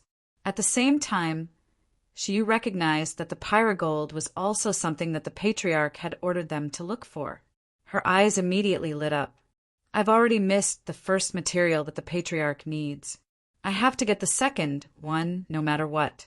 However, I don't have that many divine crystals on me, so I definitely won't be able to compete with the other over-god organizations in terms of price. I can only use my schemes now. Shiyu thought. Two elders of the Yang family sat in another box. At this moment, their eyes also lit up when they saw the pyrogold. Pyrogold. It's pyrogold. The pyrogold that the ancestor ordered us to look for has finally appeared. We have to get the pyrogold. The ancestor seems to be in urgent need of it, the two elders of the Yang family said softly as excitement filled their eyes. If they could give the pyrogold to the ancestor, it would definitely be a great merit. There's an extremely small chance for a piece of pyrogold to condense under flames of the earth. It's a supreme-grade material for forging artifacts, so I don't need to elaborate on its value. The starting bid is 100,000 high-grade divine crystals. Oh, Dee's voice rang out. Our Tianyuan family bids 100,000 high-grade divine crystals. As soon as Dee finished speaking, Shiyu's voice rang out from the box, echoing through the entire auction hall. It attracted the attention of countless people in the surroundings. Although the Tianyuan family was a clan that had only been founded recently, their fame was no weaker than veteran over-god organizations. As a matter of fact, they might even surpass them. All of this was because the patriarch of the Tianyuan clan, Genshin, had once fought barehanded against the protector of the Earth Spirit sect, Weiner Yen, who had comprehended the laws of strength. He had completely crushed Weiner Yen and possessed extremely terrifying strength. In particular, a few days ago, news had spread that the patriarch of the Tianyuan clan had broken through again after comprehending the laws of the sword in the divine King Duanmu's dwelling, which shocked countless people. Even basically all the over-god organizations in the surrounding divine kingdoms received the news. For a moment, many over-god organizations became extremely fearful of the patriarch of the Tianyuan clan. In their eyes, the patriarch of the Tianyuan clan, Genshin, was even more of a threat to them than the ancestor of the Yang family, Yangkai.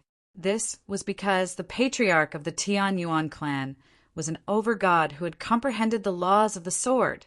She said once again, "The patriarch has once said that we must purchase any materials he needs. The pyrogold happens to be one of the materials the patriarch needs. As a result, I hope that everyone can show mercy and give the pyrogold to our Tianyuan family. I will be eternally grateful." Speaking to this point, Shiyu paused for a moment before continuing. Of course, everyone can continue to bid. However, there are some things that I must say first. This pyrogold is extremely important to our patriarch. Our patriarch is determined to obtain this pyrogold. Even if all of you manage to obtain the pyrogold, our patriarch will not give up. That's right. Sister Shiyu is right. Our patriarch of the Genshin clan is determined to obtain the pyrogold. Oh, and Genshin's temper isn't particularly good. I heard that when the patriarch was in the divine King Duanmu's dwelling, he killed an overgod without any hesitation at all, wiping out the Overgod soul. Take a guess. How many moves do you think the patriarch of the Gentian clan used to kill the Overgod? Mo Yen leapt forward as well. She winked at Shiyu playfully as she spoke with great interest. You definitely won't be able to guess. So let me tell you. A single move. The patriarch of the Gentian clan used a single move to kill an Overgod. You gods might not believe it, but you'll know if I'm telling the truth when you ask the seniors in the clan. There were many Overgods present back then. Mo Yen giggled. Her face was filled with pride. Although she had not personally witnessed it, she had heard about it. Chapter 1848. The patriarch of the Tianyuan clan, Jianqin, was determined to obtain the Pyrogold. All the people from the Overgod clans hesitated when they heard Shiyu's words. Deep fear filled their eyes. When the news of the divine king Duanmu's dwelling in the Dong and province of the divine kingdom of Pingtian leaked out, basically all the ancestors of these organizations had taken part in the fight for the divine king's fortune. Naturally, they were familiar with Jianqin. When they had come to the divine kingdom of Pingtian to participate in the centennial auction of the Imperial United Merchants Association, their ancestors had warned them not to offend the Tianyuan family in the divine kingdom of Pingtian unless they had no other choice. Even if they had to offend the Yang family, they could not offend the Tianyuan family. The warning from their ancestors made all of them realize that the Tianyuan family was not to be trifled with. As a result, when they heard that the patriarch of the Tianyuan clan, Jianqin, was determined to obtain the Pyrogold, some of the people who originally wanted to bid for it began to hesitate. The elders from the Overgod organizations did not doubt Mo Yen at all when she said that Jianqin had killed an Overgod in a single strike. This was because their ancestors had personally witnessed this and told them that it was true. Even though he had only killed an early Overgod, he had only used a single strike. However, the people who did not have the right to enter the box and were currently in the auction hall refused to believe this. They all voiced their doubts, and there was no lack of gods among them. Shiyu and Mo Yen could not be bothered to explain themselves when faced with these doubts. They only hoped to deter the Overgod organizations so that they would back off and not take part in the bidding for the Pyrogold. As for the people who did not have the right to bid for the Pyrogold, it did not matter whether they believed Jianqin's glorious feat of killing an Overgod in a single strike or not. Since the patriarch of the Tianyuan clan needs the Pyrogold, our Guhan clan will not be taking part. A middle-aged man stood before the window of a box. He clasped his fist toward Shiyu with a smile and spoke extremely politely. So, it's Family Patriarch Gohan. Thank you, Family Patriarch Gohan, for your reluctance to part with this treasure, Shiyu said with a cupped fist salute. The Guhan clan was an Overgod organization in the divine kingdom of Pingtian. They had always been on good terms with the Tianyuan family. Haha, we originally wanted the Pyrogold, but I never thought that the patriarch of the Tianyuan clan would need it as well.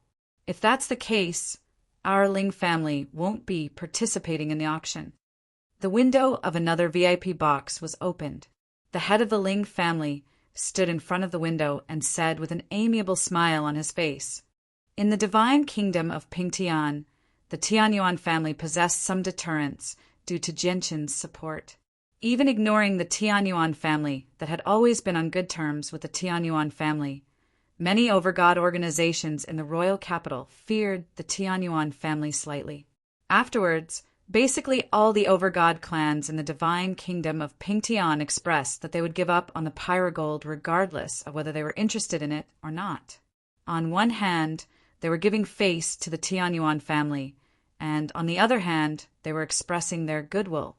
After the divine kingdom of Pingtian, the Overgod organizations from the other divine kingdoms did not want to fall behind either. They expressed their intentions one after another. Even the clans that were truly interested in the Pyrogold could not help but give up after weighing the pros and cons. All of them remembered their ancestors' warning. They could not provoke the Tianyuan family unless they had no other choice. Although the Pyrogold was a supreme grade material that was rarely seen in this region, there was more than one piece. There was no need to offend a powerful overgod over a single piece of material. The two elders of the Yang family, who were also sitting in the VIP box, had uncertain expressions at this moment. They seemed to be hesitant. I never thought that the patriarch of the Tianyuan clan would need the pyrogold as well, and he's determined to get it. However, our ancestor needs the pyrogold as well. Are we supposed to compete with the Tianyuan family for it? Said one of the elders. He was filled with anxiety. The other elder said after a moment of thought, "If we bid, we'll definitely offend the patriarch of the Tianyuan clan. We can't act recklessly. In my opinion, we should report this to the ancestor as soon as possible and get him to make a decision.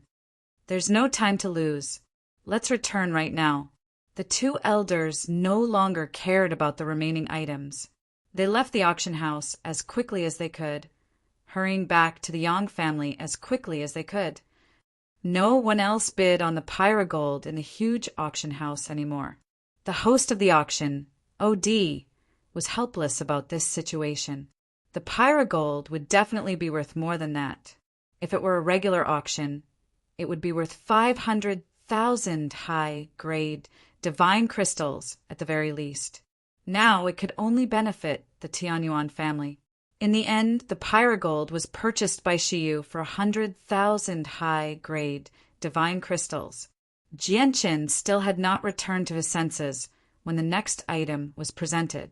He sat in his viewing box as he stared at Shiyu's box. His face was filled with shock. Not only was he surprised to see Shiyu and Mo Yin here, but he had also never thought that Shiyu would purchase the pyrogold so cheaply in such a manner. A while later, Jianqin shook his head with a gentle smile.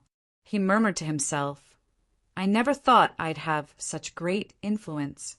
I'm not surprised that the people from the 5 great provincial cities of the divine kingdom of Pingtian have withdrawn from the bidding. After all, I've worked with their ancestors in the past. I just never thought that the clans with overgods from other divine kingdoms would give me so much face as well. This has exceeded my expectations."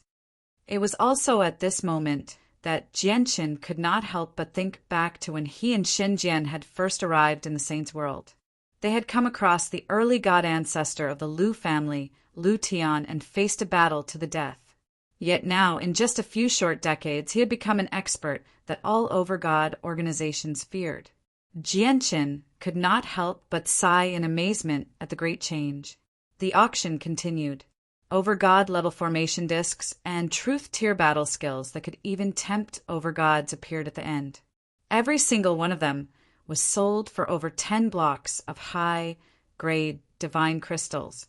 Even overgod organizations with great heritages would be tempted by treasures like that, causing them to fight tooth and nail over them. Even when they faced powerful clans that they feared, they would not back down at all. This was because every single one of these items held great significance to their clans. It would have an extremely long-term impact and would directly affect the future of their clans. However, the Tianyuan family did not take part in the auction. It was not that the Tianyuan family did not lack these items. Instead, they did not have the wealth to do so. The pyrogold was only a supreme grade material, so everyone could back down a little and not take part in the auction. However, when it came to overgod level formation discs and truth tier battle skills that could tempt even overgods, they obviously would not back down at all. At the same time, the two elders who had left the auction stood politely with the patriarch of the Yang family, Yang Aoran, outside a secret room in the forbidden grounds of the Yang family. "Why have you disturbed my cultivation?" A dignified voice rang out from the secret room. It was the ancestor of the Yang family, Yang Kai. Yang Aoran and the two elders immediately bowed deeply towards the secret room. One of the elders said, "Ancestor, the pyrogold that you need has appeared in the centennial auction of the Emperor United Merchants Association." "What? You found the pyrogold?" Yang Kai's excited voice rang out from the secret room. It was filled with great joy. However, he calmed down very soon and continued, "Have you come across any difficulties in the process of competing for the pyrogold?" You are wise ancestor. The patriarch of the Tianyuan family also needs the pyrogold very much.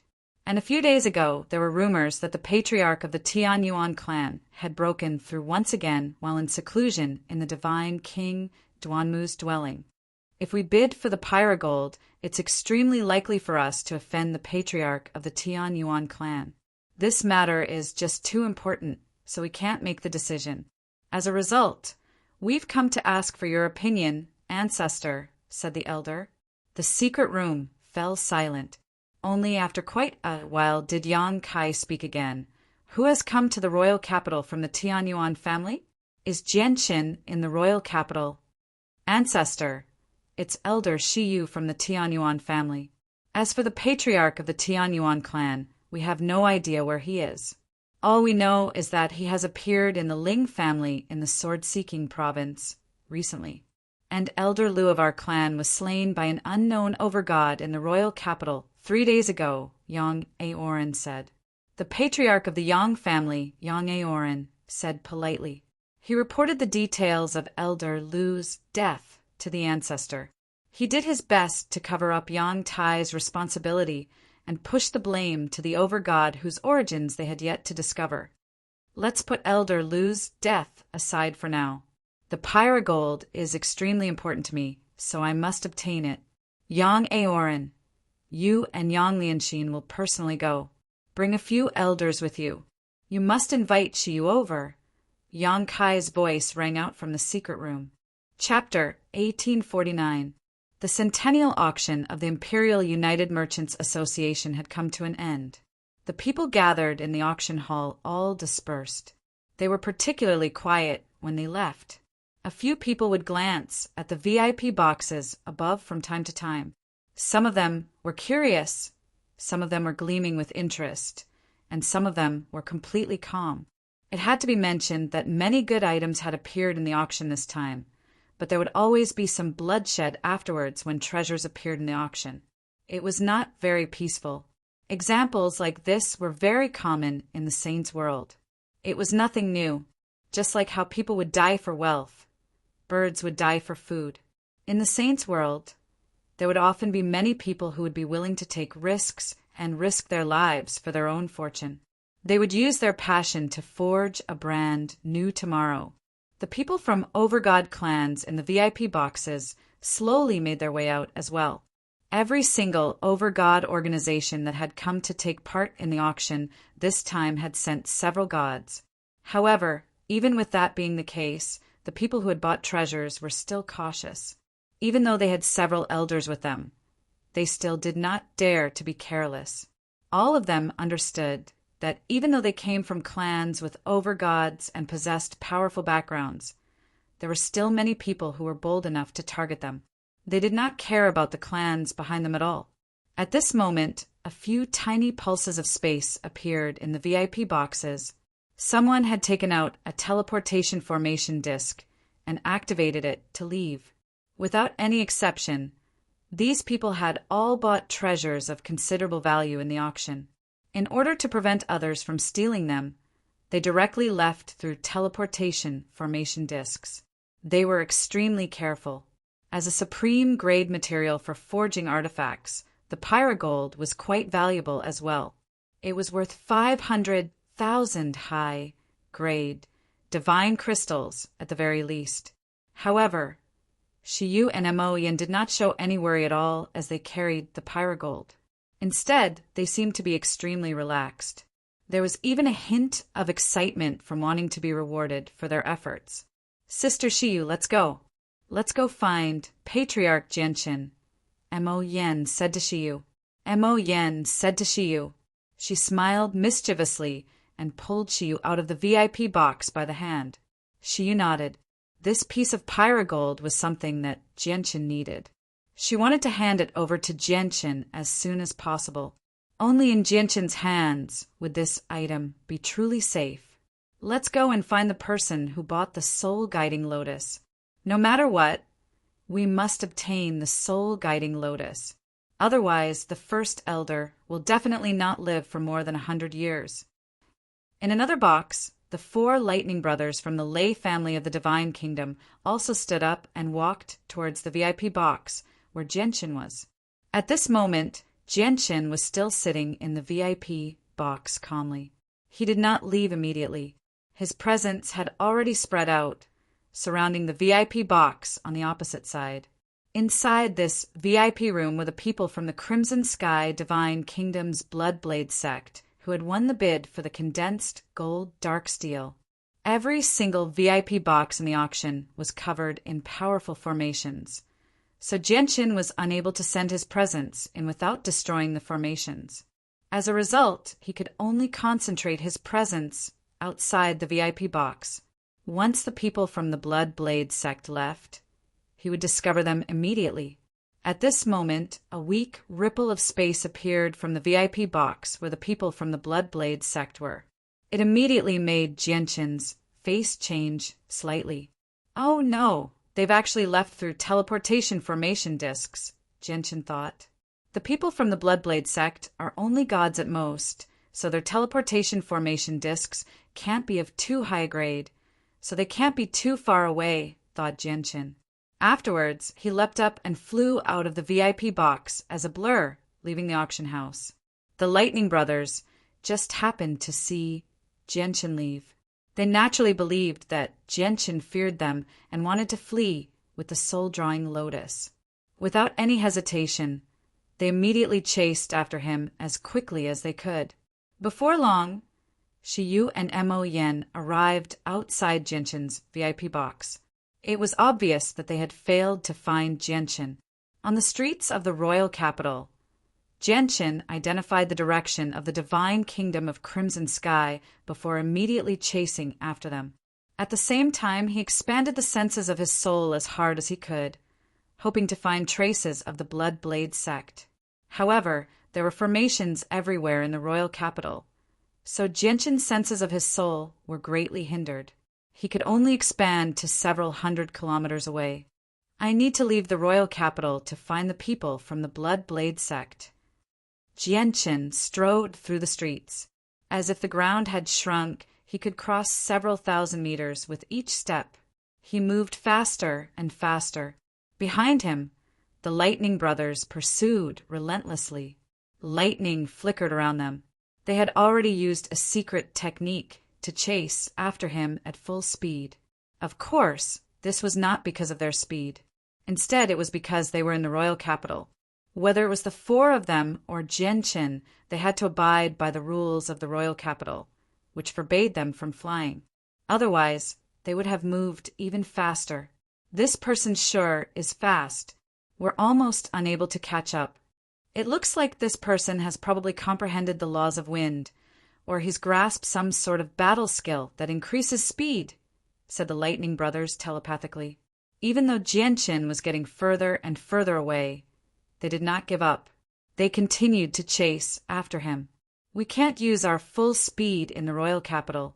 Once we leave the royal capital, it won't be difficult for us to catch up to him with our speed, said another person sternly. That's right. As long as we leave the royal capital, he won't be able to escape. Before long, Genshin had already left the royal capital of the divine kingdom of Pingtian. He sat on the scarlet ground and closed his eyes. The senses of his soul flooded out, enveloping a range of 10 million kilometers in a single instance. The range rapidly expanded. There's no trace of the Bloodblade sect within 10 million kilometers. Genshin's senses fanned out even further. 20 million kilometers. No. 15 million kilometers. No. 40 million kilometers. No. Just when Genshin's senses of his soul had expanded to 50 million kilometers, he finally discovered the traces of the people from the Bloodblade sect from the divine kingdom of Scarlet Clouds. At this moment, the four elders of the Bloodblade sect were not in a good situation. They were in an extremely terrible state. The four of them were trapped in a killing formation at the same time. At the same time, four streaks of lightning appeared behind Genshin. The Lightning Brothers had caught up and surrounded Genshin. Sir, the soul-drawing lotus is extremely important to us, so please part with it. Otherwise, we can only offend you." One of the brothers clasped his fist towards Jianqin and said emotionlessly. Jianqin withdrew the senses of his soul and slowly opened his eyes. He looked at the Lightning Brothers calmly and said, "I also need the soul-drawing lotus very much, so I can't part with it. If that's the case, we can only offend you." The eyes of the Lightning Brothers turned cold. Suddenly, powerful presences erupted from the four of them, crushing towards Jianqin. Lightning flickered on their bodies as they seemed to rumble. "I don't have that much time to waste with you. However, I heard that you have a combination technique that can fend off over-gods when you work together. I'll give you a chance to use it," Jianqin said nonchalantly as he endured the presences of the four brothers like nothing had happened. Chapter 1850. With that, the gazes of the Lightning Brothers suddenly became extremely sharp. It was as if a bolt of lightning had flashed in their eyes. As they circulated their cultivation methods, they began to shine with endless blue light. Method of the four symbols: thunder, sky-striking, lightning. The Lightning Brothers bellowed out at the same time. They unleashed their cultivation as late over gods without holding back at all. Their presences skyrocketed, reaching the peak in just a single instance. At the same time, the vital energies of the four brothers seemed to fuse together. Their powers seemed to have truly fused together, causing their current strength to surpass the limits of gods and touch upon the realm of overgods. The difference between gods and overgods was as great as a chasm. Apart from a small number of supreme prodigies who could surpass it, it was an insurmountable gap for everyone else. It would not be an exaggeration to describe the tremendous difference in strength as the difference between heaven and earth. However, the Lightning Brothers were able to fuse their strength together perfectly through a secret technique, erupting with the strength of overgods as gods. This was more than enough to demonstrate their strength. Boom! With a deafening rumble, the Lightning Brothers fused together and shot towards Jianqin as a huge bolt of lightning. Because the lightning they had transformed into was simply too fast, they had already entered the domain of lords. However, the four brothers just happened to not have grasped the comprehension of lords, so they were unable to completely become one with the world. As a result, as the lightning moved quickly, it violently collided with the air, producing loud sonic booms. You've basically become an overgod. The four of you really are extraordinary. If you were up against a regular early overgod, you really might be able to put up a fight, but it's a pity that you've encountered me, Jianqin said. His body that was not particularly burly stood there like a mountain. With a wave of his hand, a strand of chaotic sword chi condensed, shooting towards the incoming bolt of lightning with a destructive presence. Jianqin did not even need to use the laws of the sword against the Lightning Brothers.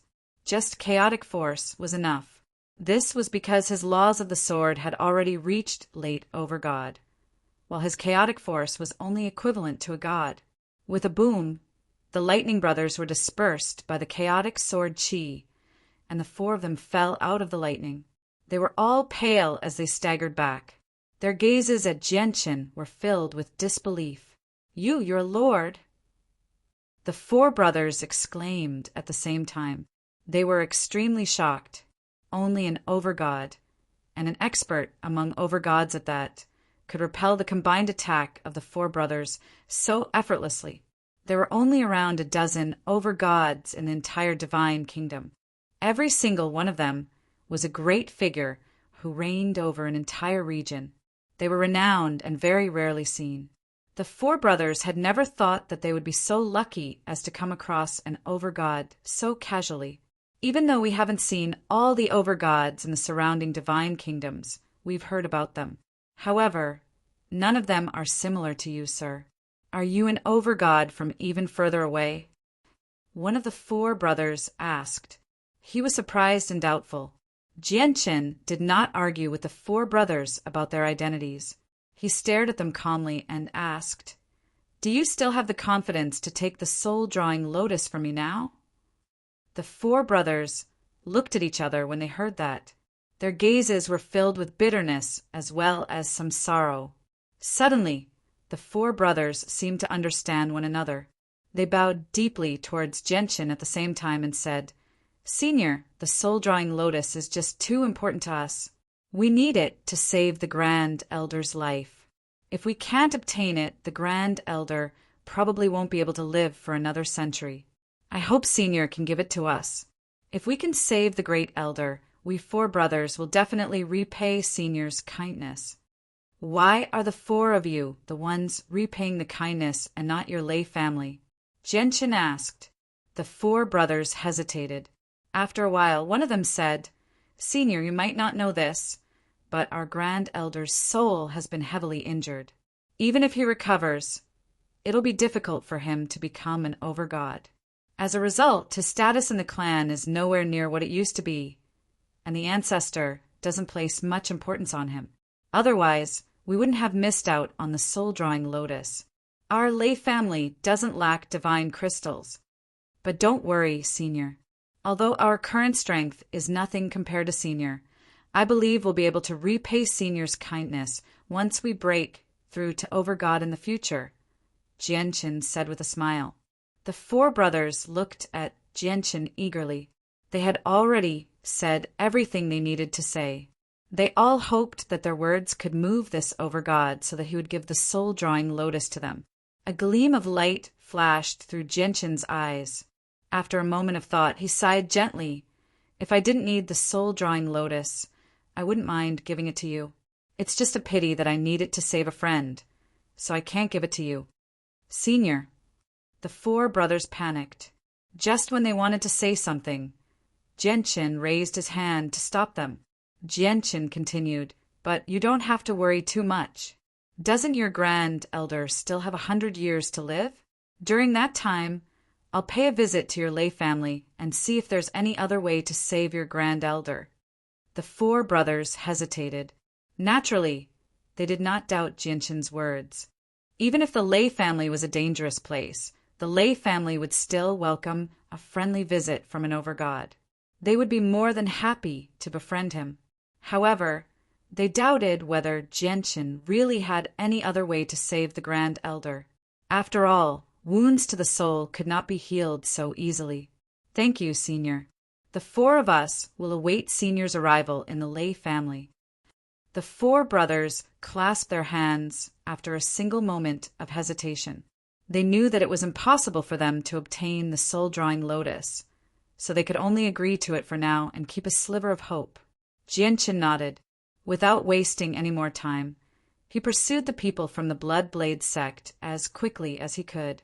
At this moment, Shiyu and Mo Yen walked through the streets aimlessly with their faces covered by veils in the royal capital of the divine kingdom of Pingtian. They seemed to be in low spirits. "Sister Shiyu, where do you think Patriarch Genshin has gone?" "Humph. What's wrong with Patriarch Genshin? To think that we went to find him so excitedly with the pyrogold, wanting to give it to him as soon as possible. Yet he just left the auction silently." Mo Yen puffed up her cheeks and said unhappily. Clearly she was still angry. "If I've guessed correctly, the Patriarch has gone to chase after the people from the Bloodblade sect. Mo Yen, let's wait for the Patriarch in the royal capital. I believe he'll return very soon with his abilities," she said to Mo Yen. For some reason, she felt slightly disappointed when she saw Genshin vanish from the auction silently. At this moment, a gleam of light flashed through Shiyu's eyes. She stared ahead sharply. A few figures flickered at the end of the street, rapidly approaching Shiyu and Mo Yen. They moved very quickly, as if they were flying close to the ground. As a result, many people were unable to see them clearly. They had already passed through the crowd. "Oh no!" Shiyu cursed inwardly. She did not have the time to do anything else at all. The figures that flew over had already surrounded her and Mo Yen. There were a total of 6 people, and all of them were very powerful. They were all gods. 2 of them in particular made Shiyu's face become extremely stern because they were both late gods. "Hihi, you must be Elder Shiyu of the Tianyuan family. I am the patriarch of the Yang family, Yang Aoran. Greetings, Elder Shiyu. One of the middle-aged men clasped his fist toward Shiyu with a smile. He spoke rather politely. Patriarch Yang, may I ask why you're doing this? Shiyu asked sternly. She glanced at the 6 gods who had surrounded her and Mo Yen, and she sensed that the situation was bad. Chapter 1851. Patriarch Yang, all I can say is that you've come at the wrong time. We're going to meet up with the Patriarch right now and hand over a supreme grade material we just bought from the auction to the Patriarch, so we can't visit the Yang family right now. However, I will report the Patriarch's kind invitation to the Patriarch. I believe that before long, we'll be visiting the Yang family with the Patriarch. Shiyu pretended to be calm. Shiyu pretended to be calm as she looked around. She emphasized the word's invitation in particular. Yang Aoran's face suddenly changed when he heard that Shiyu wanted to meet up with the Patriarch of the Tian Yuan clan. He became stern as well, and he asked, Elder Shiyu, are you saying that the Patriarch of the Tian Yuan clan has come as well? They had definitely not invited Shiyu to the Yang family as a guest this time. If the Patriarch of the Tian Yuan clan happened to be here as well, it would really be troublesome. That's right. The Patriarch has already come to the royal capital, said Shiyu. The Patriarch of the Tian Yuan clan is in the royal capital? Hee, Elder Shiyu, do you really think we're that easy to trick? Yang Aoran's brother, Yang Lianxin, sneered. You must be Senior Yang Lianxin. Senior Yang Lianxin, I really don't understand. What benefits do I stand to gain by lying to you about this? Shiyu said calmly. However, she began to panic slightly inside. She hoped that Jianqin could return sooner. Although she had no idea why the Yang family would invite her as a guest, she could tell with a single glance that they had come with ill intentions. It was probably nothing good. Yang Aoran said nothing. The light in his eyes flickered as he analyzed whether Shiyu was telling the truth or not. If the Patriarch of the Tian Yuan clan really was in the royal capital, he really would not be able to forcefully take action. Jianqin is not in the royal capital. Take the 2 of them back to the clan immediately. At this moment, Yang Kai's voice sounded in the ears of Yang Aoran and the other heavenly gods. The ancestor's message made Yang Aoran and the others relax. Yang Aoran revealed a gentle smile once more, but it was cold no matter how one looked at it. He said, Elder Shiyu, our ancestor wishes to see you about something important. He won't take up too much of your time. You can meet up with your patriarch after meeting our ancestor. Yang Aoran turned his body slightly and gestured for Shiyu to enter. Get out of the way. We don't care why your ancestor is looking for us. If we don't want to go, would your Yang family dare to force our Tianyuan family? Mo Yen was angered. She placed her hands on her hips and said loudly, attracting the gazes of the passers-by. However, no one dared to say anything. There were very few people in the royal capital who did not know about the Yang family. At the same time, there were very few people who dared to offend the Yang family. Shiyu pulled on Mo Yan's sleeve, hinting for her to remain silent. Afterward, she clasped her fist and said, Patriarch Yang, please report to Senior Yang Kai that I'm only an elder of the Tianyuan family. I can't make any decisions on anything important. Once we meet up with the Patriarch, we'll pay a visit to the Yang family. A gleam of light flashed through Yang Aoran's eyes. He said, To us, completing the ancestor's mission is of utmost importance. Since the ancestor has personally spoken, it's inappropriate for Miss Shiyu to make the ancestor wait. As a result, please come with us, Miss Shiyu. With that, a powerful pressure radiated from Yang Kai, directly enveloping Shiyu and Mo Yen like a mountain. At the same time, Yang Lianxin, who was also a late god, and the 4 elders who were mid-gods radiated with powerful presences as well. At that moment, the 6 gods all released their presences, targeting Shiyu and Mo Yen. Shiyu's face suddenly changed. Although she had made rapid progress in the past few years, she was only a mid-god. She was extremely close to Late God, so she was obviously no match for the 4 elders of the Yang family who were no weaker than her and the 2 Late Gods. She was only able to unleash 70% of her strength after being suppressed. Spurt. Mo Yen directly became sheet white. She vomited blood as soon as she opened her mouth. She was heavily injured from the tremendous pressure. If it were not for the fact that the 6 gods of the Yang family were targeting Shiyu, just the pressure alone would have been enough to leave Mo Yen half dead or even directly kill her. After all, this was the pressure of 6 celestial gods. How could Mo Yen, a mere saint emperor, withstand it? Sister Yen, Shiyu cried out and immediately protected Mo Yen. She looked at the people of the Yang family furiously and called out, "You actually injured Mo Yen. Do you know how much the patriarch loves Mo Yen? If anything happens to Sister Mo Yen, the patriarch will never just let the matter rest." Yang Aoran said disapprovingly, "Since that's the case, please come to our Yang family as a guest, Elder Shiyu. Once our friendship is damaged and we end up fighting here, this girl is so weak. If she's careless and her soul is destroyed, it'll be your responsibility." Shiyu pointed at Yang Aoran as her body trembled slightly from anger. "All right, I'll go with you. I'd like to see what your Yang family is planning." Shiyu compromised in the end.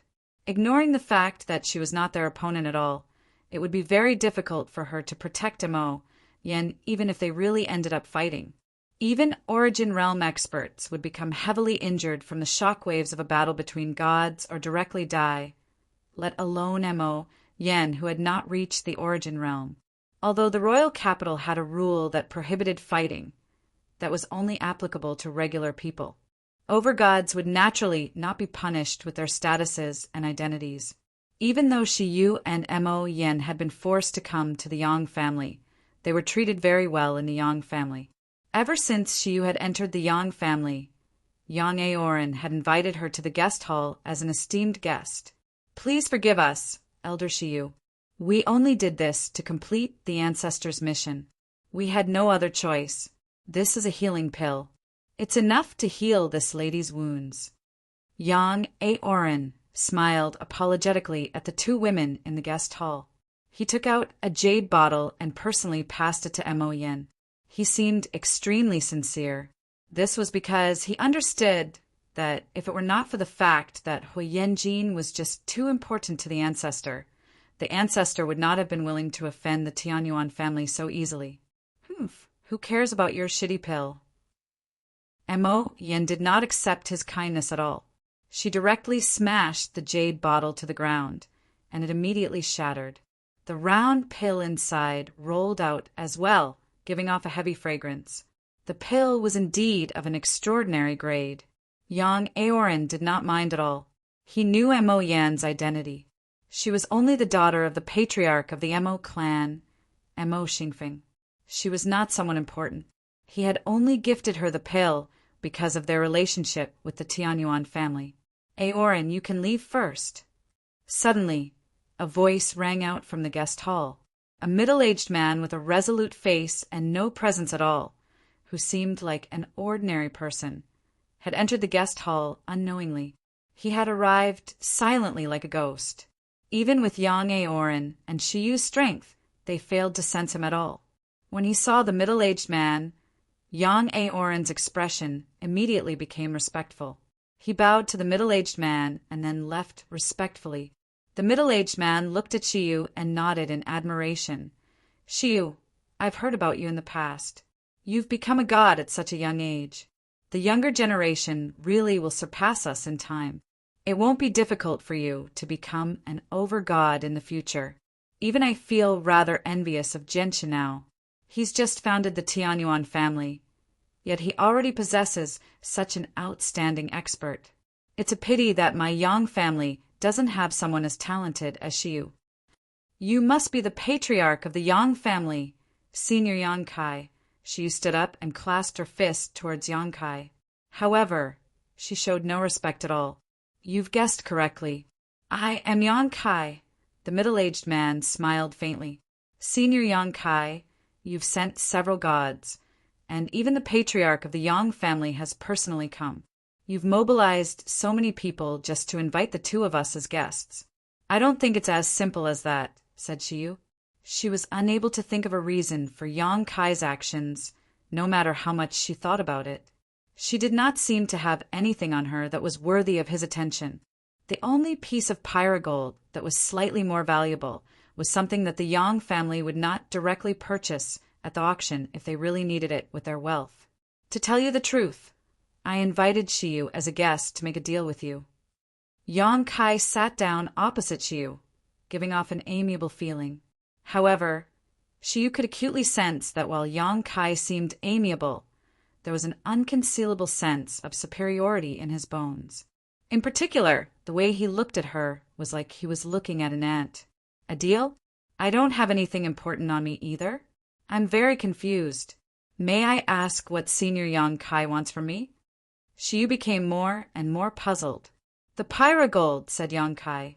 Shiyu's face changed when she heard that. She instinctively covered the space ring on her finger as she stared at Yang Kai cautiously. She said, Senior Yang, I'm afraid I'll have to disappoint you. The patriarch needs the pyrogold very much as well, so I don't dare to make a decision without his permission. Yang Kai seemed to have expected Shiyu to say something like that. He said calmly, the pyrogold is extremely important to me as well, so I have to obtain it. It's just a pity that I found out about the pyrogold too late, or I definitely wouldn't have missed out on it. Since Senior Yang needs the pyrogold, you can discuss it with our patriarch, said Shiyu. Yang Kai shook his head. You bought the pyrogold with your own divine crystals. Moreover, the pyrogold just happens to be on you, so I can directly discuss it with you. Why do I have to go find Jianchen? As long as the pyrogold doesn't end up in Jianchen's hands, it doesn't belong to Jianchen. Chapter 1852. Yang Kai's indifferent voice was filled with an unquestionable power, as if he was saying that she would never be able to walk out of this room if she did not sell the pyrogold. As he spoke, the space ring in his hand that contained 200,000 high-grade divine crystals slowly floated up by itself under the support of an invisible force, arriving before Shiyu. Shiyu and Mo Yen were both pale with anger. Their bodies trembled. Clearly, the patriarch of the Yang family wanted to buy it by force. Moreover, even if he wanted to buy it by force, his actions were still so shameless. Indeed, they had bought the pyrogold from the auction for a low price of 100,000 high-grade divine crystals. But that was because they had used the prestige of the Tianyuan family and had even mentioned Jianchen. That was the only reason why the other people in the auction were willing to give face to the Tianyuan family and not compete for the pyrogold. Otherwise, the price of the pyrogold would have been far greater. It would have been sold for 500,000 high-grade divine crystals at the very least. If an intense competition had occurred, it would not have been impossible for the pyrogold to reach 1,000,000 high-grade divine crystals. Yet now Yang Kai, as the ancestor of the Yang family, wanted to buy the pyrogold from them by force, and he had even offered such a low price. He was just far too shameless. Senior Yang, you're a renowned peak expert of the divine kingdom of Pingtian. You're a person of great prestige. Aren't you going a little too far by bullying two weak women like this? Shiyu growled. Her face was extremely ugly. You're so shameless. You want to take advantage of us? So much for being an overgod. I never thought you'd be so shameless. Sister Shiyu, we bought the pyrogold for Patriarch Jianchen. We can't give it to him no matter what, Mo Yen said furiously with a pale face. A cold light flashed through Yang Kai's eyes. He raised his head and glanced at Mo Yen. His gaze was cold and emotionless, and it was as sharp as a sword. Mo Yen immediately felt like her head had exploded from Yang Kai's gaze. Her head felt like it was about to explode, and her soul felt like it was about to shatter. She could not help but tremble violently, directly falling off the chair. She collapsed on the ground powerlessly as blood constantly spurted from her mouth. Yang Kai's gaze was enough to heavily injure Mo Yen. After all, Mo Yen was just far too weak. In Yang Kai's eyes, she was even weaker than an ant. Sister Mo Yen. Shiyu's face changed drastically as she cried out. She caught Mo Yen in a hurry and fed her healing pill as quickly as she could. She stared at Yang Kai resentfully and said to him, Senior Yang, do you know what status Sister Mo Yen have in the heart of the Patriarch's heart? You've injured Sister Mo Yen, so the Patriarch will never let this go. Do you want to start a war with our Tianyuan clan? Start a war with the Tianyuan family? A sliver of mockery appeared in Yang Kai's eyes. He said calmly, just what she said before is enough to warrant the death penalty. If it weren't for Jianqin, do you think this girl would still be alive? As for the Tianyuan family, a sliver of disdain appeared in Yang Kai's eyes. He said, apart from Jianqin, I really don't take the Tianyuan family seriously. At the same time, it's impossible for Jianqin to start a war with our Yang family over a mere holy emperor, as the Tianyuan family can't afford such a loss. Yang Kai, I will remember what happened today. Our Tianyuan family will never let this matter go, Shiyu said through gritted teeth. Shiyu directly called her by her name and said through gritted teeth. She looked at the pale-faced Mo Yen, whose chest was covered in blood. Her heart throbbed in pain. You can say that to me once you become an overgod. Shiyu, take these 200,000 high-grade divine crystals. Hand over the pyrogold, Yang Kai said calmly. He really did not take Shiyu seriously. Shiyu said coldly, Huijin, I'll never. Suddenly, she stopped abruptly. Her beautiful eyes had opened wide at this moment, and they were filled with monstrous rage and intense unwillingness. This was because, at that moment, Shiyu discovered that her body had been restrained by a mysterious power. She was unable to move at all. Since you're unwilling to hand it over yourself, I can only take it myself, Yang Kai said indifferently. Yang Kai's indifferent voice rang out. He extended his hand and directly removed the space ring from Shiyu's finger. After rummaging through it, he took out the pyrogold that Shiyu had placed inside before putting the space ring back on her finger.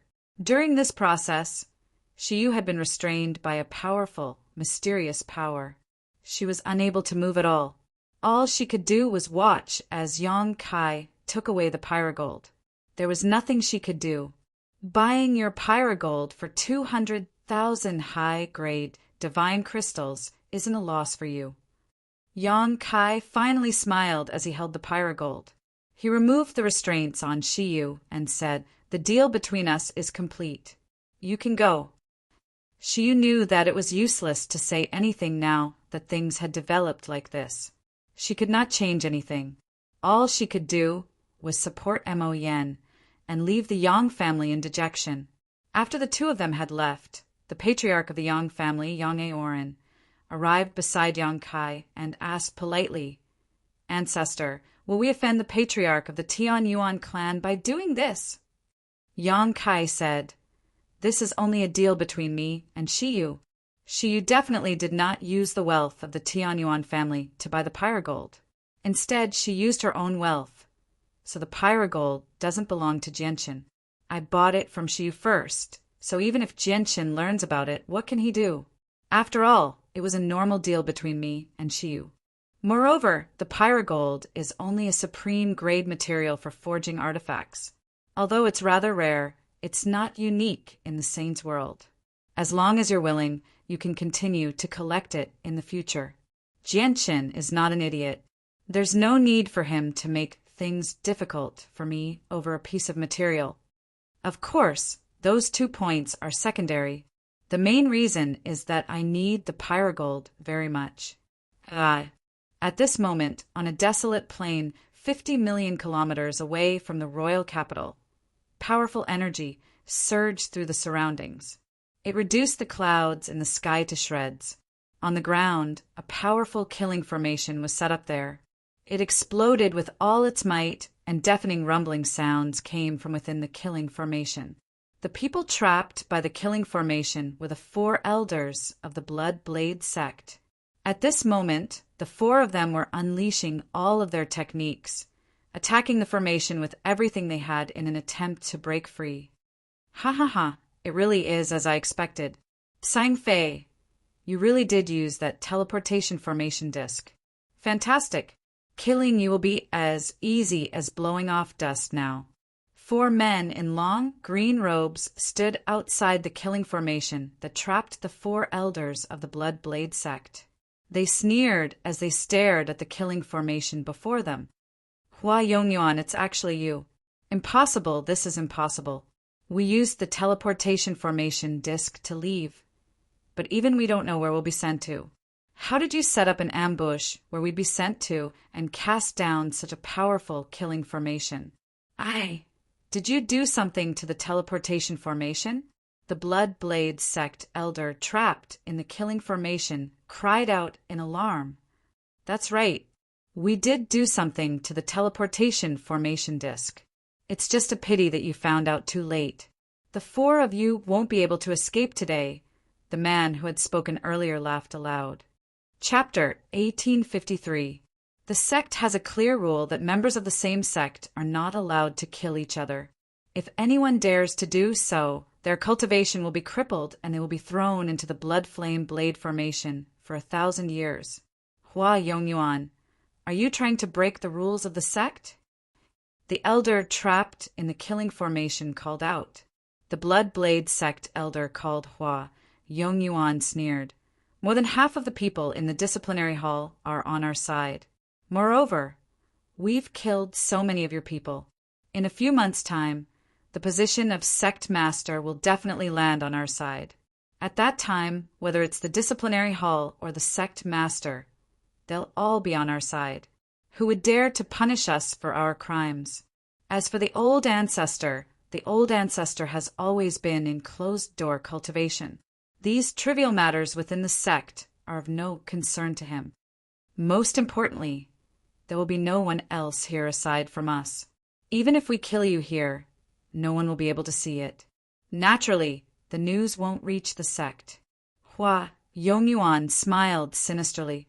As long as he killed the four people before him, the balance between the two factions would be broken. The position of sect master would belong to his faction. Despicable. Hua Yongyuan, you're despicable. You've actually broken the rules of the sect and killed people of the same sect for the position of sect master. The elder trapped in the killing formation said furiously. Hua Yongyuan laughed aloud and said to the three people beside him, Elders do it. Use your full strength to power the killing formation and deal with them as soon as possible, just in case anything happens. The person standing beside Hua Yongyuan was also a Sky God Realm elder of the Blood Blade sect. The three elders nodded slightly when they heard that. Afterwards, they arrived at the four corners of the killing formation with Hua Yongyuan and used their cultivation to power the killing formation, pushing its power to the limit. Even though the killing formation had not reached the level of an overgod and was only a god, it was still able to erupt with terrifying power under the control of the four elders. At that moment, the killing formation shone brightly like a star. Terrifying pulses of energy wreaked havoc within it as killing intent surged into the air. The four elders of the Blood Blade sect held on bitterly. They erupted with their greatest battle prowess, using all sorts of secret techniques and battle skills, as well as defensive treasures to resist. However, they only lasted for less than an hour before their bodies were covered in wounds and covered in blood. They were already heavily injured, and more than a dozen defensive array discs had been destroyed. Could it be that the four of us are really going to die here today? Dying in the hands of a despicable person like Hua Yongyuan, and the sect won't even know about it. I can't accept this. But what can we do? With the strength of the four of us, it's impossible for us to break through this killing formation. Moreover, we won't be able to last much longer. It's all my fault. It's all my fault for not checking the teleportation formation disc properly. I didn't think that the teleportation formation disc I took out from the sect would be tampered with. The four elders of the Blood Blade sect all gnashed their teeth hatefully. Their eyes were filled with fury as they spoke with reluctance. Outside the killing formation, Hua Yongyuan and the other elders all smiled. They could already tell that Tsang Fei and the others who were trapped in the formation could not last much longer. However, at this moment, the expressions of the four elders suddenly changed. They all turned their heads and looked in the direction of the royal capital. One of them said sternly, "Oh no, someone's coming. Quick, use your full strength. We have to kill them as quickly as possible, or it'll be quite troublesome if someone sees us and reports back to the sect." Hua Yongyuan and the other three nodded solemnly. They could all sense a powerful aura approaching them from afar. Since what the four of them were doing could not be exposed, it was best if they did not let the person see them, regardless of whether they were passing by or not. However, they had underestimated the person's speed far too much. When the four of them sensed the presence, the person who gave off the presence was still extremely far away from them. However, in the time it took for them to finish speaking, in less than 2 breaths, the person who emitted that aura had already appeared in their line of sight. At this moment, the four of them all saw a tiny, indiscernible black speck on the horizon. It was approaching them at a speed that left them tongue-tied. Moreover, as this person approached, the aura on his body became more and more terrifying. It was like a vast ocean covering the sky and pressing down on the world. What speed? Oh no, this person isn't a god. He's an overgod. The expressions of the four elders changed drastically.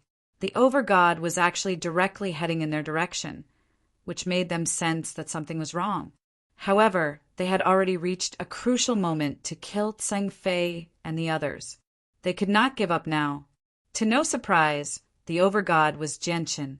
Jianchen had been using the linear lightning release to travel the entire time, pushing his speed to the limit.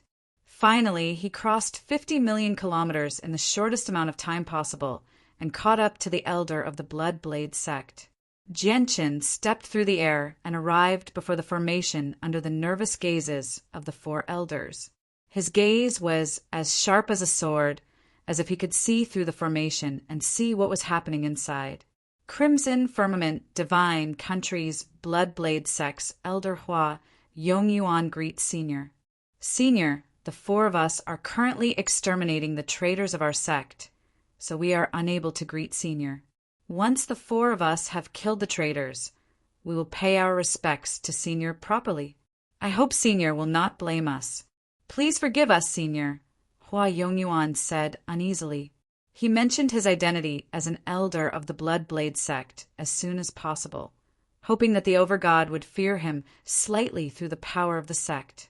This was because the overgod had looked at the formation as soon as he arrived, which filled him with unease.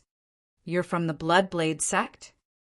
Jianchen looked at Hua Yongyuan in surprise. Hua Yongyuan beamed. We are indeed from the Blood Blade sect of the Divine Kingdom of Scarlet Clouds. Is Senior related to our Blood Blade sect? Jianchen ignored Hua Yongyuan and the others. He looked at the killing formation and said indifferently, Is the Scarlet Gold or from the Emperor United Merchants Association with you? Jianchen's voice directly passed through the obstructions of the killing formation, clearly reaching Zhang Fei's ears, who was trapped in the formation. The Scarlet Gold, or is indeed with us.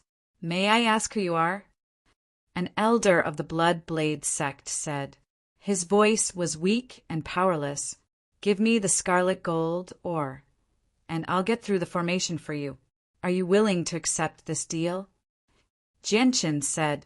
He did not use a secret technique, so Hua Yongyuan and the others naturally heard him clearly. Hua Yongyuan and the others' faces changed drastically. They said in a panic, Senior, this is a matter of our Blood Blade sect.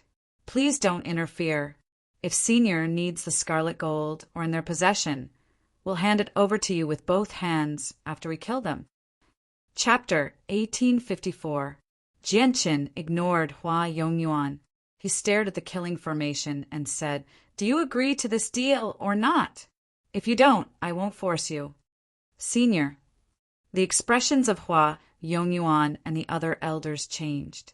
If the formation really was destroyed and Zhang Fei and the others managed to escape back to the sect, the four of them would definitely be severely punished.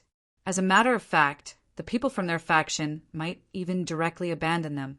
This was because the position of sect master had yet to fall into their hands. Within the killing formation, Zhang Fei and the others beamed. They agreed to the deal with Jianqin in a hurry.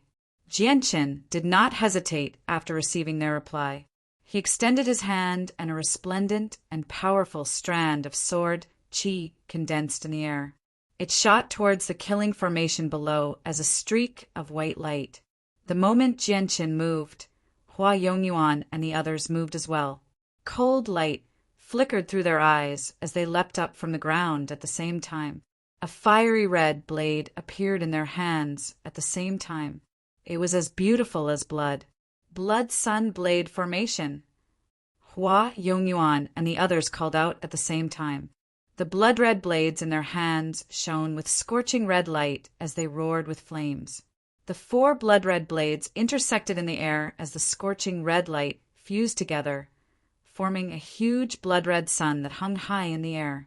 It radiated with terrifying heat. The four of them formed a formation in the shortest amount of time possible. They controlled the blood-red sun formed by the fusion of the four blades and swept it towards Jianqin with blade qi that filled the air. They definitely would not just watch Jianqin destroy the formation and allow Zhang Fei and the others to escape. Even though Jianqin was an overgod, they still swung their blades towards Jianqin decisively. They wanted to use the moment when Jianqin destroyed the formation to strike out with their most powerful attack.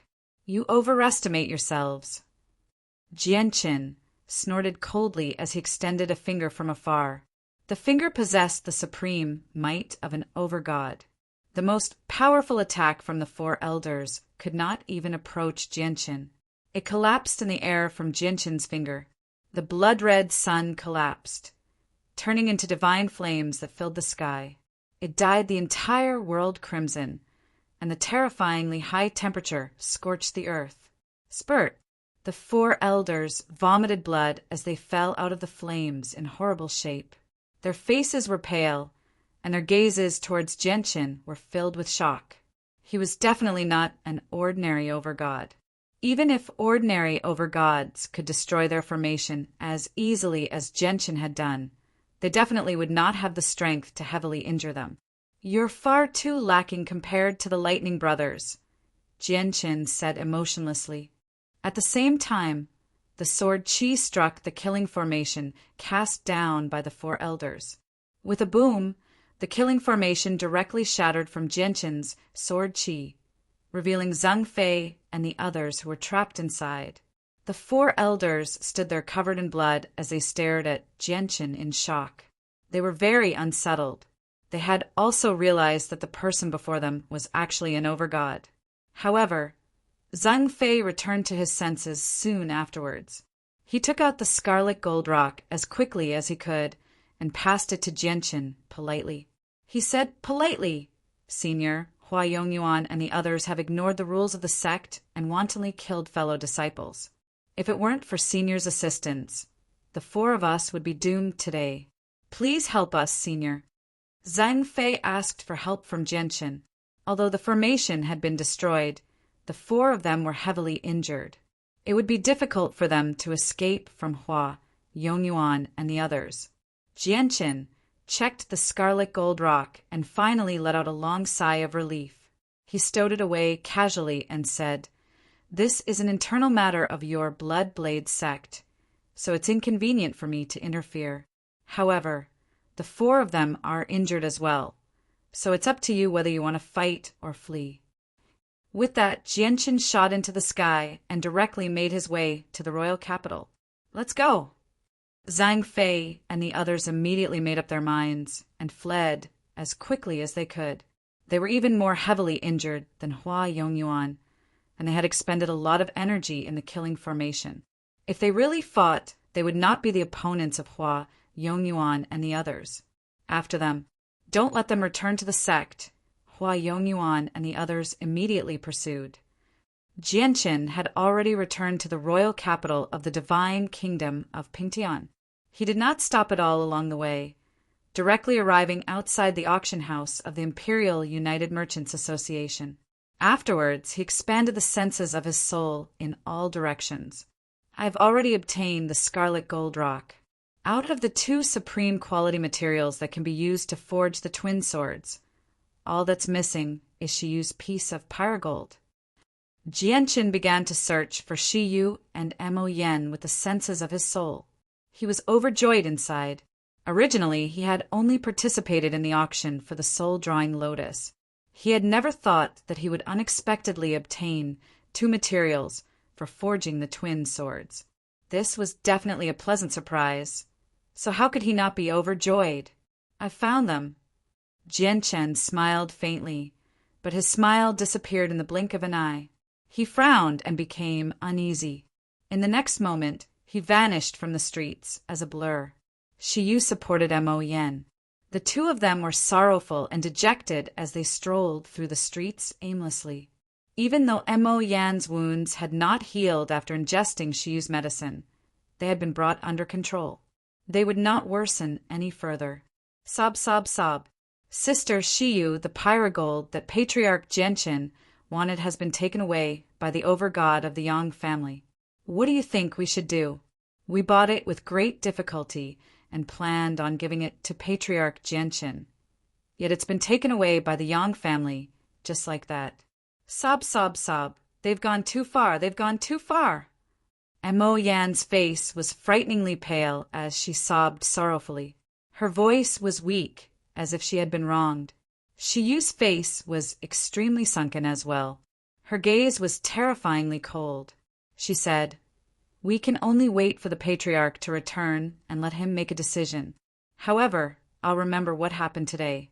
Once I become an over-god in the future, I won't spare the Yang family." As soon as she finished speaking, a white figure appeared at the end of the street. The figure was clearly several thousand meters away from Shiyu and Mo Yen. But with a single step, he directly appeared before the 2 of them.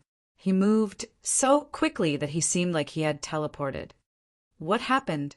Mo Yen, you're injured. Who injured you? The person stared at Mo Yen closely as his deep voice was filled with anger. His gaze was even more terrifying, shining with shocking light and filled with killing intent.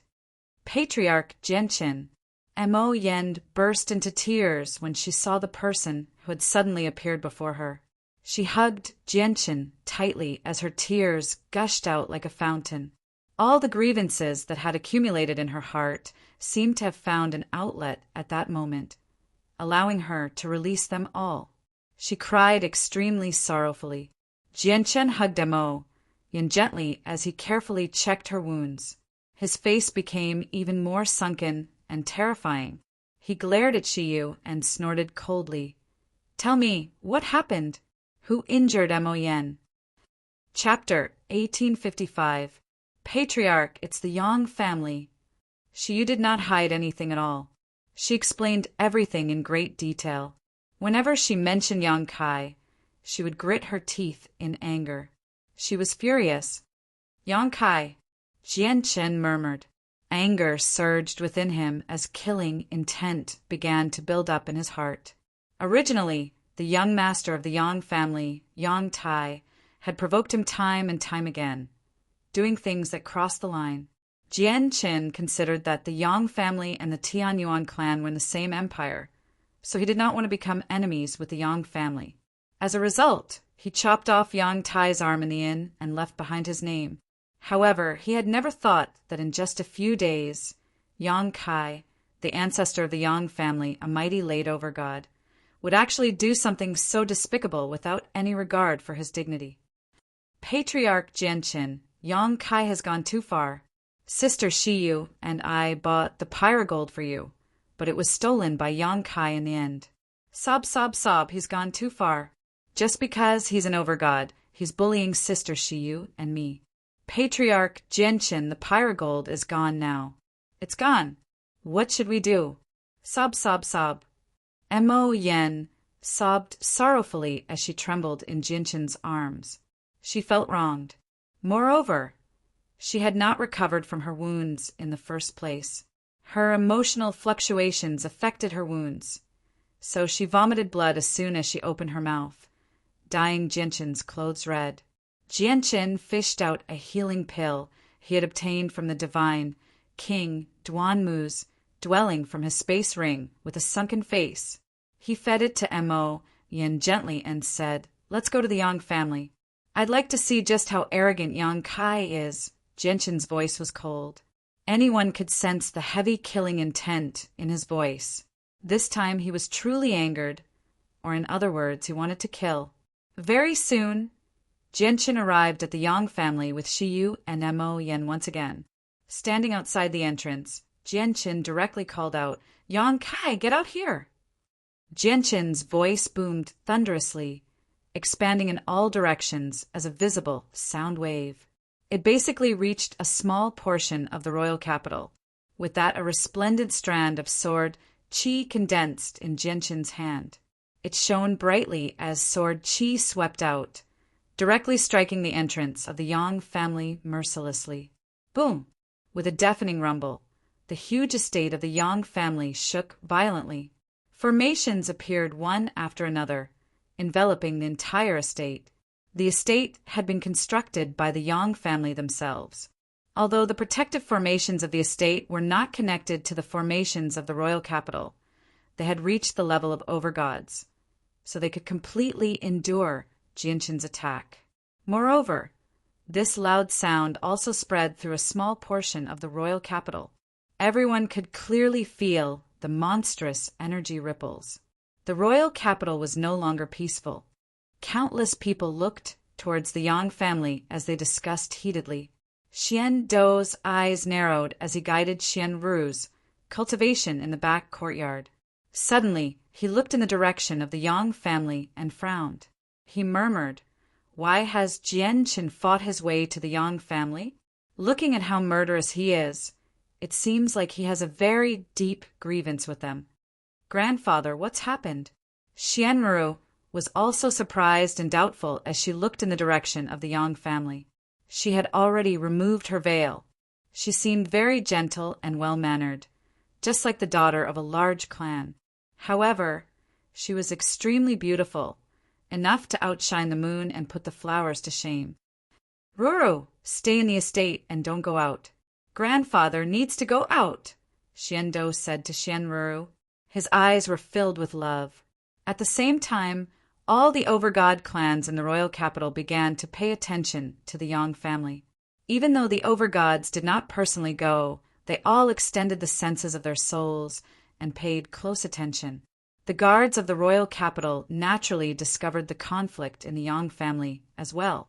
Someone was fighting in the royal capital, breaking the rules of the royal capital. However, no one dared to act recklessly. All of them acted like nothing had happened and patrolled the area. They did what they were supposed to do and intentionally avoided the region of the Yang family. The entire Yang family was in an uproar. Figures flickered within, and in the blink of an eye, a large group of people had gathered at the entrance of the estate. All the elders had arrived, as well as many deities. The person at the front was the patriarch of the Yang family, Yang Aoran. All of their faces were solemn. "It's you. It's actually you. How bold of you to come to our Yang family. Father, it's this person who severed my arm. It's this person who killed Elder Lu. You have to capture him. You can't let him escape." Yang Tai also ran out to see what was going on. He recognized Jianshan with a single glance, and he leapt up as if someone had stepped on his tail. He pointed at Jianshan and called out sternly. However, his arm had already recovered from Jianshan's severed arm. "Shut up!" Yang Aoran snorted coldly. He glared at Yang Tai, forcefully forcing Yang Tai to swallow what he was about to say. In the surroundings, many gods stared at Yang Tai like they were looking at an idiot. They all cursed inside that Yang Tai was even dumber than a pig. I was wondering who it was. So it's the patriarch of the Tianyuan clan, Jianshan. How impressive. A vigorous voice rang out. Yang Kai stepped into the void and walked out step by step. His expression was not very good. This was because the situation had taken him by surprise. He had forcefully bought the pyrogold that Jianqin needed from Shiyu. But in his opinion, Jianqin would only come to negotiate with him at most. He had many ways to deal with that. However, he had never thought that Jianqin would attack the Yang family so mercilessly right from the start. After all, Yang Kai was a late-over god, who would provoke a peak-over god for a piece of pyrogold that was only worth a few 100,000 high-grade divine crystals. Everyone in the Yang family was surprised when they heard him mention the patriarch of the Tianyuan clan. Even Yang Tai was stunned. He was at a loss as he struggled to accept this. There were indeed very few people who had seen Jianqin's appearance before. Aside from Yang Kai, no one in the Yang family recognized him. This was because Jianqin had only made a name for himself recently, so no one knew what he looked like. As a result, they were naturally unable to recognize Jianqin from the minute details. However, not only did everyone in the divine kingdom of Pingtian know about the patriarch of the Tianyuan clan, Jianqin's name had even spread through the surrounding divine kingdoms. He had become an influential figure long ago. No matter how impressive I am, I'm not as impressive as you, Yang Kai. You're a mighty overgod, yet you've done something so despicable without any regard for your status. Jianqin sneered. I'm despicable? Jianqin, why do you say that? If you don't give me a satisfactory answer, I'll get to the bottom of what you did to my Yang family today, Yang Kai said with a sunken face. Chapter 1856. Yang Kai snorted coldly. Jianqin, the pyrogold, clearly belongs to Shiyu. I only bought it from Shiyu. Since when did it become yours? Jianqin sneered. He said icily, I ordered the elders of the clan to collect the pyrogold. From the moment Shiyu bought it, it became mine. Even if you want to buy it from Shiyu, you need my permission. Moreover, most importantly, did Shiyu agree to sell the pyrogold to you? Patriarch, I already said that the pyrogold belongs to the patriarch. But not only did Senior Yang not listen to me, he even forcefully took it away from me.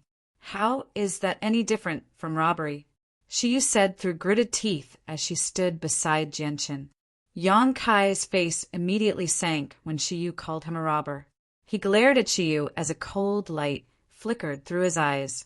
He said, You bought the pyrogold for 100,000 high-grade divine crystals. Well, I bought it from you for 200,000. Shiyu, did you receive the 200,000 high-grade divine crystals? If you received the 200,000 high-grade divine crystals, how could you say you forcefully took it away? Yang Kai then stared at Jianqin. He said furiously, Jianqin, considering that we're both over-gods of the divine kingdom of Pingtian, I don't want to become your enemy. However, you better watch what you say. If you keep talking nonsense, don't blame me for being rude. Rude? Jianqin sneered. Killing intent filled his eyes as he said coldly, Yang Kai, I should be the one saying that. If you don't give me a satisfactory explanation, don't blame me for being rude. Their words became more and more intense. They seemed like they would start fighting at any moment. Shiyu and Mo Yin became nervous as well. They were afraid that Jianqin would not be Yang Kai's opponent if he started fighting. On the other hand, the people of the Yang family were filled with eagerness. They hoped that the two of them would fight because they had great confidence in their ancestor. After all, one of them was a late over-god who had made a name for himself many years ago, while the other had grasped the laws of the sword, the most powerful offensive technique, but he was still a newcomer who had only appeared recently. Brother Jianqin, Brother Yang Kai, please calm down. With your statuses, it really isn't worth it for you to become so angry over a mere piece of material. At this moment, Xiando hurried over. He stood between the two of them and tried to mediate the situation. Although he had never interacted with the Yang family before, both Jianqin and Yang Kai were peak experts of the divine kingdom of Pingtan. They were extremely important. The loss of either one of them would be detrimental to the divine kingdom of Pingtian. As a result, he needed to make adjustments for the bigger picture. However, both sides were already enraged. Even if Xian Do came to mediate, it would clearly be of no use. Jianqin took the space ring with the 200,000 high-grade divine crystals from Shiyu and tossed it to Yang Kai coldly. He said, "Elder Shiyu also said that she did not agree to sell the pyrogold. You forcefully took it away because of your strength. Yang Kai, I'll return the 200,000 high-grade divine crystals to you. Hand over the pyrogold." Jianqin's voice was extremely forceful. It was filled with an unquestionable dignity. He was determined to obtain the pyrogold. The spatial ring containing 200,000 high-grade divine crystals drew a perfect arc in the air as it fell towards Yang Kai. A gleam of light flashed through Yang Kai's eyes. The space ring forcefully came to a halt between the two of them, fixed in the air by an invisible force. He took a step forward, and his presence surged. He called out coldly, "The deal is done. There's no point in saying anything more. You can't just go back on your word. Brother Yang Kai, Brother Jianqin, with your statuses, if you fight over a piece of pyrogold that isn't particularly valuable, you'll become the laughingstock of countless people once news of this spreads. Why don't the two of you give me some face and each take a step back? What do you think?" Xiando said. Although he did not have a good impression of Yang Kai, he really did not want the two of them to fight for the sake of the divine kingdom of Pingtian. "Since Commander Xian has put it like that, I'll give Commander Xian some face and take a step back," Jianqin said. Yang Kai's face eased up when he heard that. He understood that Jianqin was prepared to take a step back from what Jianqin had said. He could not help but secretly feel complacent. The patriarch of the Tianyuan clan was not bold enough to take him on forcefully after all. However, Jianqin's next words made Yang Kai's face suddenly stiffen. "Firstly, I can give you the pyrogold, but you have to pay 20 blocks of high-grade divine crystals for it," Jianqin said emotionlessly. "What? 20 blocks of high-grade divine crystals? Patriarch of the Tianyuan clan, you're basically greedy. You're actually selling us 20 blocks of pyrogold that you bought for 100,000 high-grade divine crystals for?" Before Yang Kai could reply, the patriarch of the Yang family, Yang Aoran, cried out. His eyes were filled with anger. A single divine crystal was the size of a finger, around a centimeter in size, while a block of divine crystal was a meter in size. It was equivalent to 1,000,000 divine crystals. 20 blocks of high-grade divine crystals was equivalent to 20 million high-grade divine crystals. Everyone in the Yang family widened their eyes when they heard that the pyrogold they bought for 100,000 high-grade divine crystals was actually sold for 20 million high-grade divine crystals. They found this to be very unbelievable. They all doubted their ears. Xiando was stunned as well. He smiled bitterly and fell helpless. Yang Kai laughed out of anger. 20 blocks of high-grade divine crystals? Jianqin, are you sure you're not dreaming? And since you mentioned the first condition, you must have a second condition. Why don't you tell me about it as well? Jianqin looked at Mo Yen behind him, and a sliver of gentleness finally appeared in his cold eyes. However, his voice remained icy cold as he said, "I've always treated Mo Yen as my younger sister, but now that my younger sister has been injured, I'll swing my sword at whoever hurts her." Towards the end, Jianqin's gaze became extremely shocking. It was a pair of eyes filled with killing intent. However, when he mentioned that Mo Yen was his younger sister, he found it extremely strange because Mo Yen was several hundred years older than him, or even over 1,000 years older. Mo Yen also looked at Jianqin. She stared at Jianqin's back in a daze, as if she had not returned to her senses. "It seems like I'm Patriarch Jianqin's savior, but since when have I become his younger sister?" Mo Yen wondered inside, but she felt warm inside. The patriarch of the Jianqin clan had actually stood up to a late over-god for her. Many direct descendants of over-god clans had never received such treatment before. Yang Kai laughed aloud at the sky. He laughed madly as his presence flooded out. His clothes ruffled without any wind. He was extremely furious. "You'll swing your sword at whoever hurts your younger sister? Jianqin, do you really think I'm afraid of you? I was the one who injured your younger sister. I'd like to see what you can do to me."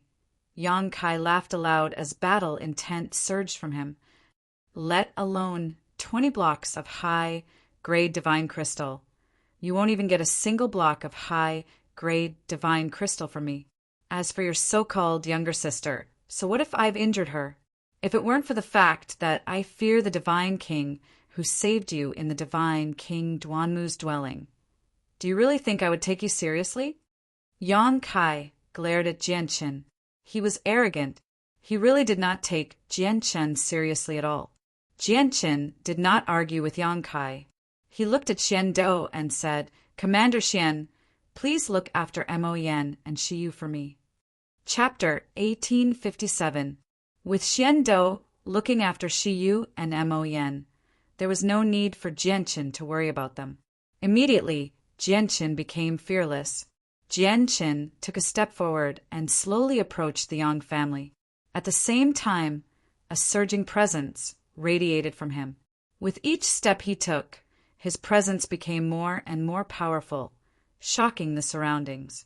In the end, it seemed to form a huge sword that slashed down on the Yang family's estate.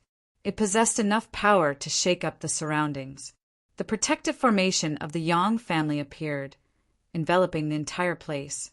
However, at this moment, the powerful formation that could block the attacks of over-gods actually began to tremble gently under the pressure of Jianqin's tremendous presence.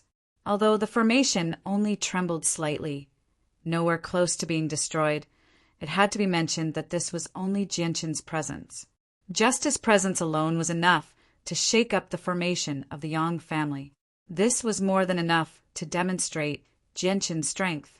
Xian Dou, who protected Shiyu and Mo Yan, was shocked. He stared at Jianqin in surprise. His understanding of Jianqin's strength was limited to when he defeated Weiner Yan. However, only now did he suddenly discover that Jianqin's strength had actually reached such a level. Yang Kai's pupils abruptly narrowed as he hovered in the Yang family estate. His expression finally became a little more stern. "The patriarch of the Tianyuan clan is so powerful." Looking at his presence, the patriarch of the Tianyuan clan must have reached late over God. He's no weaker than Yang Kai, a late over God with the laws of the sword. Looks like Yang Kai has provoked a powerful enemy. The patriarch of the Tianyuan clan is actually so powerful. He can't be provoked. Several powerful senses of the soul gathered there. As they came in contact with one another, they began to converse. The disturbance in the Yang family estate had attracted the attention of all the over-gods in the royal capital. Although they had not come personally, they had already observed the situation with the senses of their souls. Jianqin's presence skyrocketed. He unleashed his strength as a late over-god without holding back at all. He said coldly, "Yang Kai, it's fine if you take my pyrogold. Although it's a supreme grade material for forging artifacts, it's not unique in the Saints' world. If you pay a price, I can let you have it. However, you should never, ever have harmed my sister Mo Yan.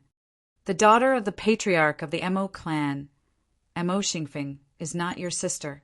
Jianqin, are you really going to become enemies with me over a mere holy emperor? I've already shown you enough respect. If it were not for the fact that Mo Xingfeng's daughter is also from a Tianyuan family, just offending me, she would have been sentenced to death. She would have been dead. She would have died. She would have died to live her to die. She would have died.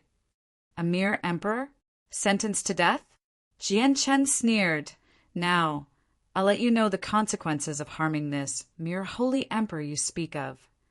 Suddenly, Jianqin erupted with dazzling light. He seemed to have become a miniature sun.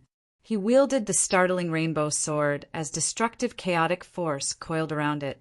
The power of the laws of the sword wrapped around it as he stabbed it towards the Yang family estate. Yang Kai's face was extremely sunken. He snorted coldly and appeared outside the protective barrier of the Yang family estate. A sword also appeared in his hand, shining with dazzling golden light. As he swung the sword, the power of laws surged, turning into a golden pillar of light that shot towards Jianqin. Even though Yang Kai also used a sword, he did not comprehend the laws of the sword. Instead, he comprehended the laws of metal. Boom! The two collided, erupting with a boom. Terrifying ripples of energy wreaked havoc in the surroundings, dispersing the clouds. Even the protective formation of the Yang family estate shook violently after enduring the ripples of energy. Inscriptions of formations appeared in the royal capital as well, forming an impenetrable defense that protected the entire royal capital. The defensive formation of the royal capital was on the level of the divine king.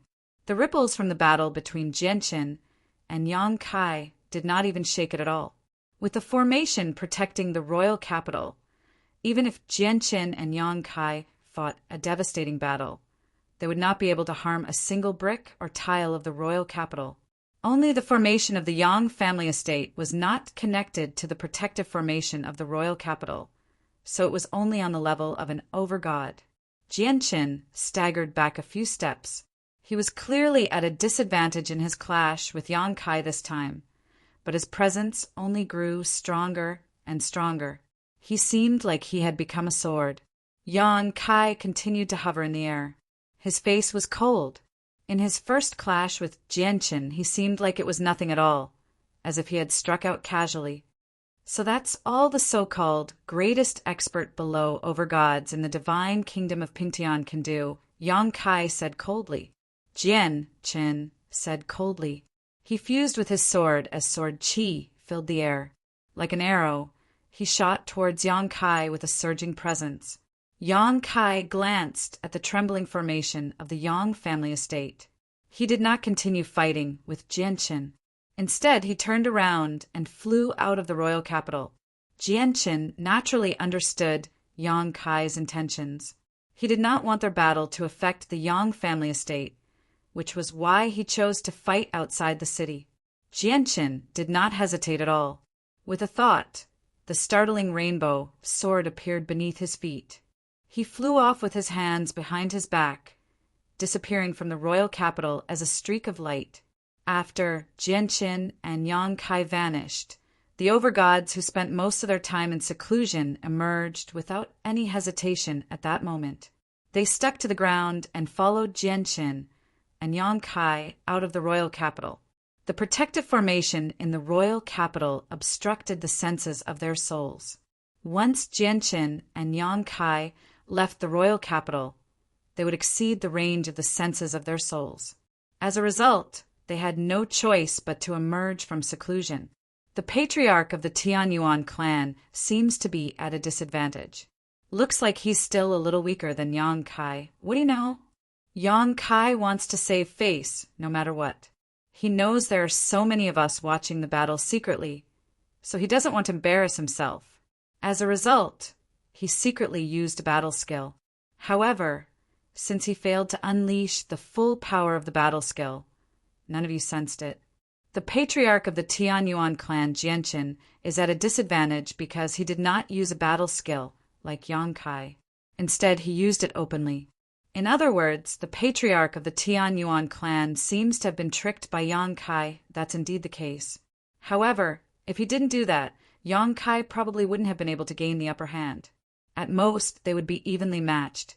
After all, the patriarch of the Tianyuan clan is an overgod who has comprehended the laws of the sword. He possesses a slight advantage in terms of laws. However, why do I feel like the patriarch of the Tianyuan clan's cultivation is a little lower? He doesn't seem to be an overgod. Chapter 1858. The overgods who made their way out of the royal capital all conversed with one another.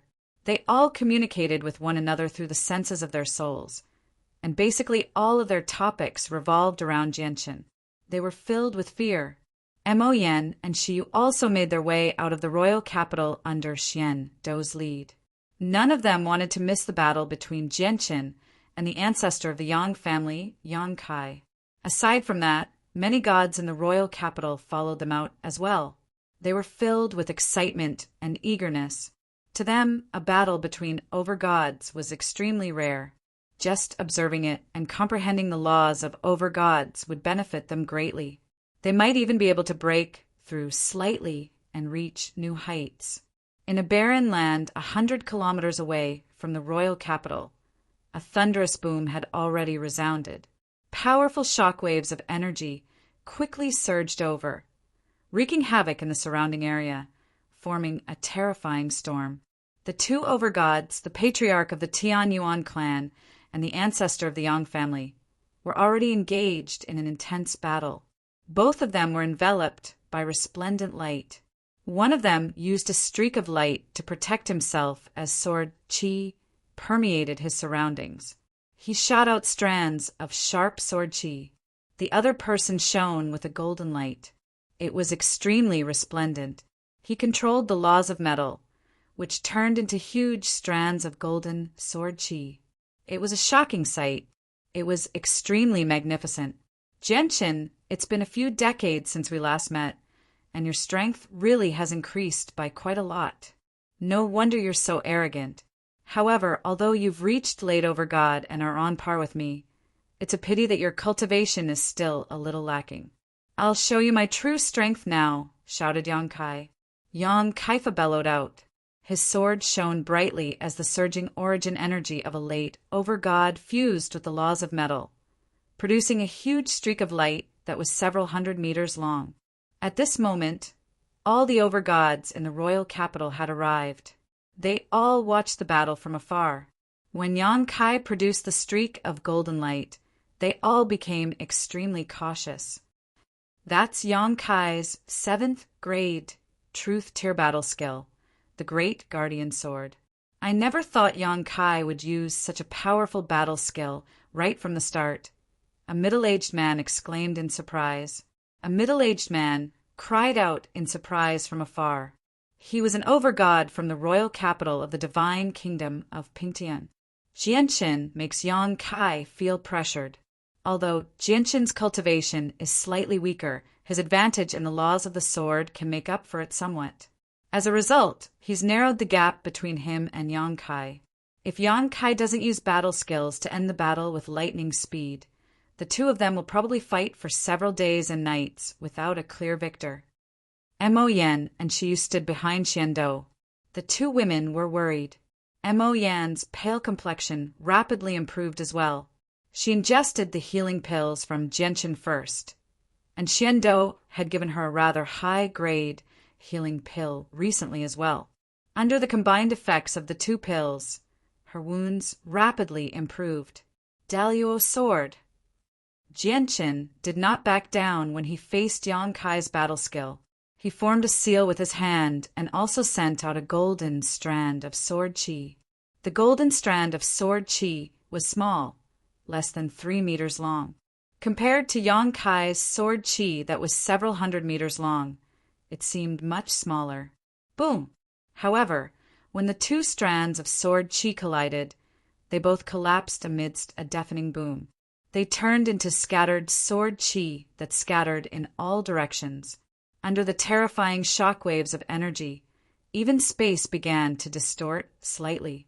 Even though Yang Kai had used a 7th grade Truth Tier battle skill, he was only able to match Jianqin's Daluo sword. Tai sword technique. Sword qi surged from the startling rainbow sword in his hand. He seemed to have fused with the startling rainbow sword as he was enveloped by a dazzling white light. His body had fused with the sword, and his soul had fused with the sword. It was as if he had truly fused with the sword. He turned into a streak of light and charged towards the violent shockwaves of energy. He aggressively charged towards Yang Kai. Not only did Jianqin move quickly, but he also moved extraordinarily quickly, completely exceeding Yang Kai's expectations. As soon as he finished using the Daluo sword, he used the Tai sword qi right after. By the time Yang Kai sensed it, Jianqin had already arrived before him. Indestructible avatar. Yang Kai was extremely experienced in battle as well. As he called out, his body shone with golden light in a single instance. The laws of metal formed layer after layer of powerful defenses around him, making him seem like he had donned a shining suit of armor. He seemed extraordinarily mighty. Jianqin fused with the startling rainbow sword in his hand. He stabbed towards Yang Kai as the powerful sword Qi clashed with the laws of metal. In the end, the laws of the sword gained the upper hand. Yang Kai's indestructible avatar collapsed layer by layer under the powerful sword Qi. The indestructible avatar could not even last for a single second. A fist-sized hole was created by the startling rainbow sword. Under Jianqin's control, the startling rainbow sword continued through the hole. Spurt. Blood splattered as the startling rainbow sword pierced through Yang Kai's body. The bloody tip of the sword directly emerged from Yang Kai's back.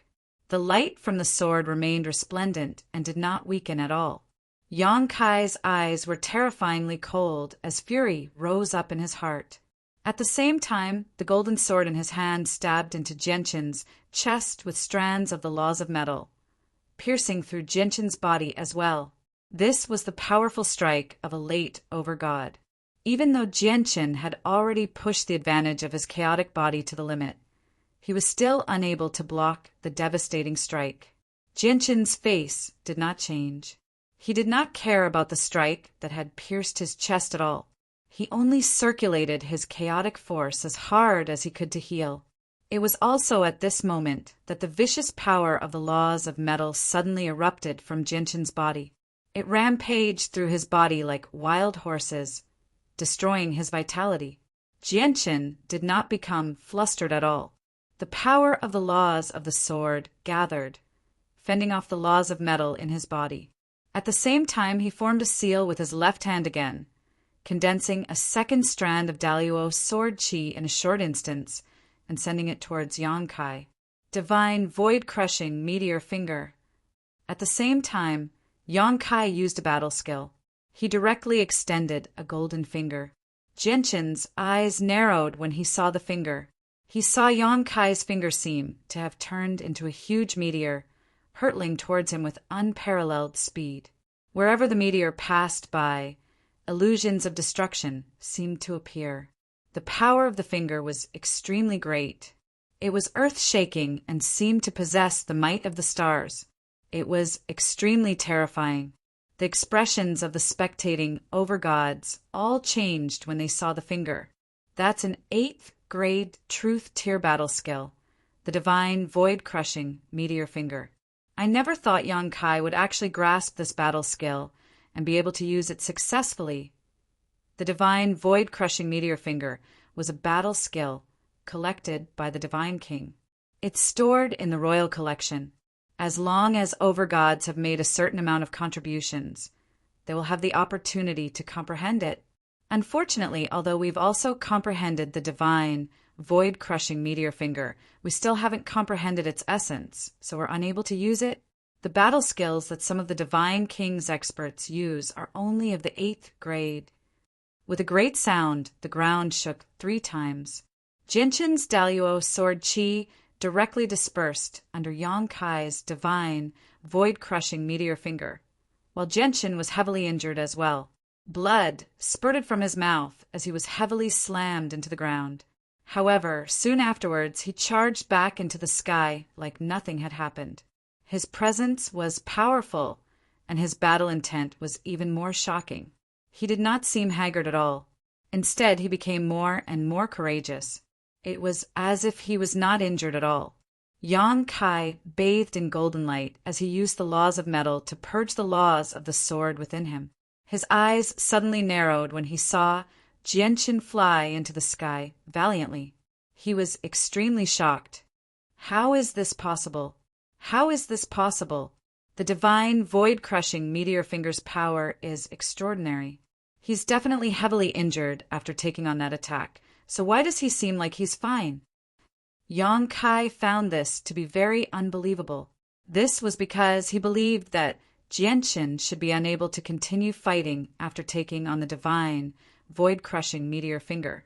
This was because the battle skill was extremely powerful. Under normal circumstances, the divine king would be the one to grasp it. However, reality was the exact opposite. Even though Jianqin was in a horrible shape right now, with blood dripping from the corner of his mouth, his eyes shone brightly. His presence was as great as a streak of light. He did not seem injured at all. However, Yang Kai's face turned cold soon afterwards. A vicious light flickered through his eyes as he gripped his sword tightly in his right hand. Origin energy erupted as the laws of metal wove together. He swung his sword as hard as he could at Jianqin. It was also at this moment that Jianqin suddenly turned into a bolt of lightning. He broke through the distance between them and arrived before Yang Kai in a flash. He was so fast that the gods could not react to him. Linear lightning release. Yang Kai's eyes widened. Under his shock, Jianqin directly passed through Yang Kai's body with his sword, creating a bowl-sized hole in Yang Kai's chest. In the distance, all the overgods, including Xiandou and the gods who had hurried over later, became stunned when they saw this. Their faces were filled with shock. What had they just seen? Jianqin's huge body had directly passed through Yang Kai's body like a sword and only left behind a bowl-sized hole. This had exceeded the understanding of many people present. Many of them felt disbelief. This was because a bowl-sized hole was even smaller than an adult's head, so how could a person's body pass through it? Chapter 1859. Yang Kai paled.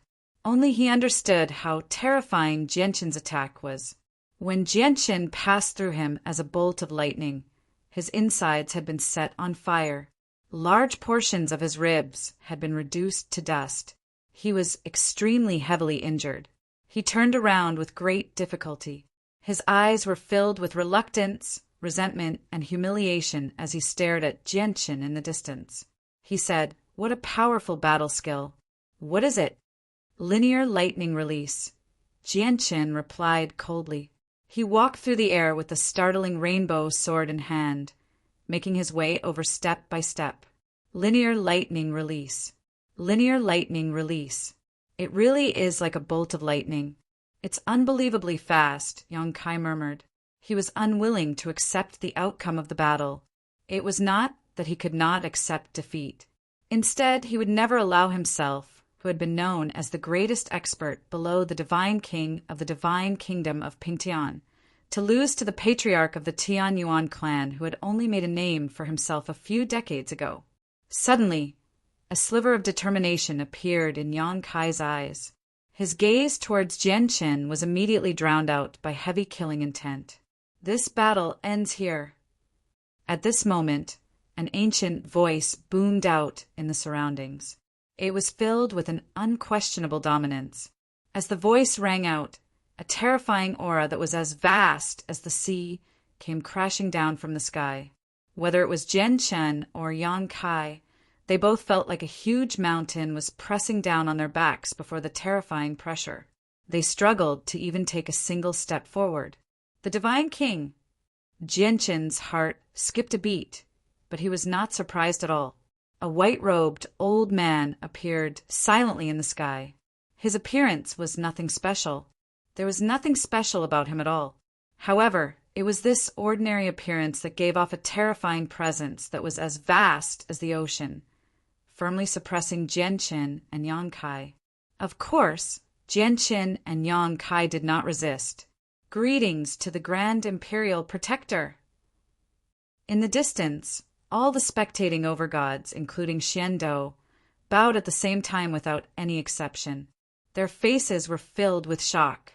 Shi Yu and Mo Yen, who were hiding behind Xiandou, were surprised. Without any hesitation, the two of them bowed deeply towards the old man politely as well, bowing deeply. Many gods had gathered behind them. A large number of them had already bowed. All of their eyes burned with passion and excitement. The divine king was a supreme expert that would only appear once in a blue moon. Even as gods, they would not necessarily be able to see the divine king in their lives. As a result, many of them felt like they no longer had any regrets when the Grand Imperial Protector appeared and allowed them to witness the divine king's glory. Yang Kai calmed down and bowed respectfully towards the Grand Imperial Protector. No matter how unwilling he was, no matter how strong his killing intent was, he had no choice but to withdraw it. "Is this the Grand Imperial Protector?" Jianchen raised his head and studied the Grand Imperial Protector after bowing. This was the first time he had seen one of the two divine kings of the divine kingdom of Pingtian. The Grand Imperial Protector hovered in the air as he stared at Yang Kai and Jianchen deeply. He said indifferently, "I already know the whole story." Yang Kai returned the pyrogold to Jianchen. "Imperial Protector, I bought the pyrogold from an elder of the Tian Yuan clan." "It already belongs to me," said Yang Kai. He was unwilling to return the pyrogold. This was a matter of his dignity. Jianchen knew that he could not fight Yang Kai with the Grand Imperial Protector present. As a result, he stowed the startling rainbow sword away and secretly circulated chaotic force to heal. He stared at Yang Kai coldly with his arms crossed. The Grand Imperial Protector stared at Yang Kai deeply from above and said, "The two of you are the pillars of the divine kingdom of Pingtian. If you continue to cause trouble and suffer any losses, the divine kingdom will only suffer losses. The heavenly demon religion is about to take down the divine kingdom of Three Cauldrons. The divine kingdom of Three Cauldrons is only separated by the divine kingdom of 9 stars. Our kingdom is in danger right now, so we can't cause internal strife at a time like this and harm ourselves." The Grand Imperial Protector took out an embroidered box from his space ring and said, "The old man just happens to possess a piece of pyrogold. Yang Kai, the old man will bestow this piece of pyrogold to you. You will have the final material you need to forge a supreme quality saint artifact. Give the piece in your hand to Jianchen." This time, the Grand Imperial Protector directly said that he would give it to Jianchen. He did not say that he would return it to Jianchen, giving Yang Kai a way out of this embarrassing situation. Yang Kai was a late overgod after all. He was one of the most important pillars of the divine kingdom of Pingtian. Even someone as great as the Grand Imperial Protector had to show him some respect. In particular, when they faced the threat of the heavenly demon religion, a late overgod was several times more important than usual. Yang Kai hesitated slightly before accepting the piece of pyrogold from the Grand Imperial Protector. Afterwards, he took out the piece of pyrogold he had obtained from Shiyu and tossed it to Jianchen. He said coldly, "Jianchen, I'll give you the pyrogold for the sake of the Grand Imperial Protector. I'm not giving it away. I'm returning it. Here are your 200,000 high-grade divine crystals." Jianchen emphasized seriously. At the same time, he tossed over a space ring and continued, "The pyrogold is secondary to my battle with you this time. The main reason is that you injured my people." Without a doubt, Jianchen was announcing to the world that they should not provoke the Tianyuan family. Yang Kai stared at Jianchen coldly and snorted coldly. He bowed towards the Grand Imperial Protector politely before leaving. He returned to Pingtian City with a sunken face. He still had trump cards that he had not used, but he knew that Jianchen also had trump cards up his sleeves. At the very least, he had not used the 2 terrifying strands of sword chi. "Jianchen, since you've dealt with the matters here, come to the palace. I have some matters to discuss with you." The Grand Imperial Protector erased his presence and returned to normal. After saying that to Jianchen, he directly left and returned to the palace. "Brother Jianchen, I really do see you in a different light. I never thought that your strength would reach such an awe-inspiring level. Even Yang Kai lost to you." Xiando walked over enthusiastically. In the distance, the spectating overgods hesitated slightly before coming over to chat with Jianchen as well. All of their gazes were filled with hidden fear. They all understood that the Tianyuan clan would be added to the list of peak clans in the divine kingdom of Pingtian apart from the Yang family. Jianchen conversed with everyone before looking at Shiyu and Mo Yen. Aside from Yang Kai, did anyone else touch you? The hearts of the overgods in the royal capital all skipped a beat when they heard Jianchen's question. Was the patriarch of the Tianyuan clan still not satisfied after his battle with Yang Kai? Did he want to punish someone else? Immediately, the overgods began to view the Tianyuan family as an existence that they could not afford to provoke. Yang Kai had only injured the holy emperor of the Tianyuan family, yet Jianchen fought with Yang Kai so intensely. If they had offended someone with even greater status, would the patriarch of the Tianyuan clan not throw his life at them? There's also the patriarch of the Yang family, Yang Aoren, Yang Lianxin, and 4 elders. The 6 of them injured Mo Yen with their presences, said Shiyu. She hated the Yang family very much as well. Since the patriarch was so powerful, she no longer feared him. In the distance, the expressions of the elders of a Yang family under Yang Aoren's lead changed. They immediately wanted to retreat. How can I let you leave peacefully after injuring my sister? Jianchen said coldly. He extended his finger 6 times and sent out 6 resplendent strands of sword qi towards the 6 gods who were holding Shiyu and Mo Yen hostage. They pierced their bodies, causing them to cry out on the spot. They used all their strength to flee as quickly as possible. Jianchen did not take their lives. He only injured them and taught them a lesson.